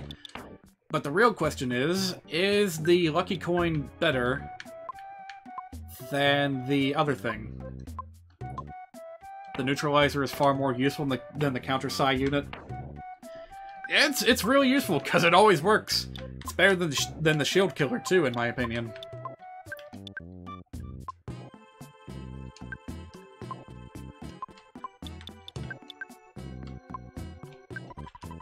Alright, let us see if the lucky coin provides better luck stats than speed. Or whatever I was trying to say. Oh, wait a minute. Oh, the Rabbit's Foot is a body item. Whoops. Well, even so. So that item is called a lucky coin, after all. Let's see just how lucky it is.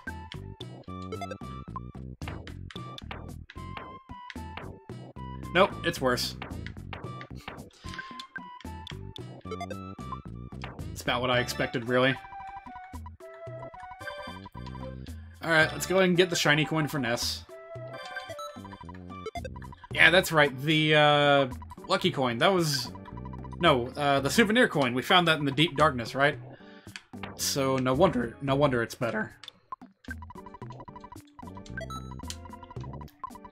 Alright, so everyone's good now, right? Yeah, I think I'm gonna stick with that idea. Just give Jeff as much speed and luck as possible so that he can hit more consistently with his items and just act first. That sounds like a good plan. You can't see all the stats, armor, items change? Yeah. It's one thing you love all about Maternal Bound. You see all that plus resistances? Oh, that sounds cool. Yeah, this game could definitely use some quality of life improvements, and that's one of them. So we don't need the extra diamond band anymore. Let's go ahead and sell that. I keep quitting out of the store before I'm done. I'm sorry about that.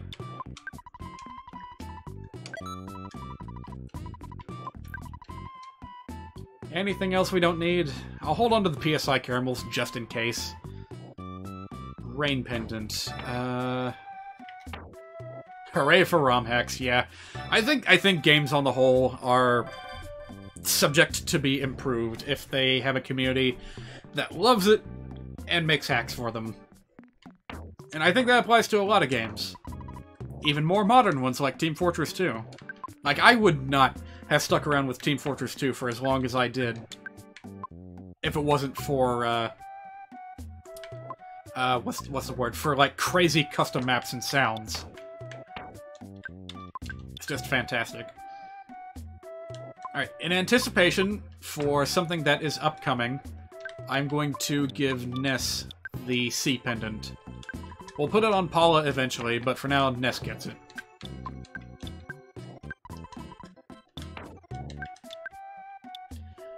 I'm really worried about Ness's vulnerability to PK Flash, because we just went into a battle in the Lumine Hole area. An enemy used PK Flash Beta, and that was enough to instantly kill Ness. So, any protection from PK Flash is much needed. Alright, I think we're gonna call it quits here. I've been at it for, 3 hours, and so on. I'll keep playing for a little bit. I'm gonna, sleep at the end until Jeff fixes his stuff. There's a version of EarthBound that makes the slingshots and yo-yos actually useful. The latter can hit a row of enemies, and the former has an accuracy of 90 to 95 rather than 75%. The yo-yos also benefit from an accuracy buff. So the yo-yos can target a whole row of enemies. That's interesting.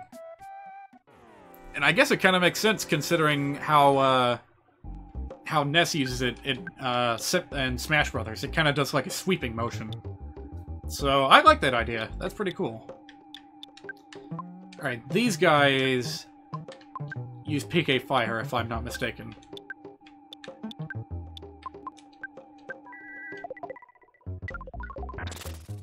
I said I was gonna call it quits here, but I saw the Chompasar and just decided, you know what? Maybe we'll get that super item. That what is it, a frying pan or something? You never know.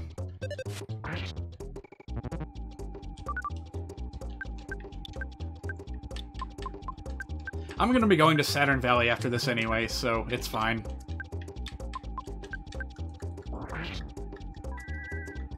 So that's Mother 2 Deluxe that does that? Interesting. Yeah, I really need to take a look at these ROM hacks. That'll probably be a dedicated stream someday in the future. Maybe not this year, but someday, definitely. Nope, no super item. About what I expected. Alright, let's go ahead and wrap up here. It's been fun.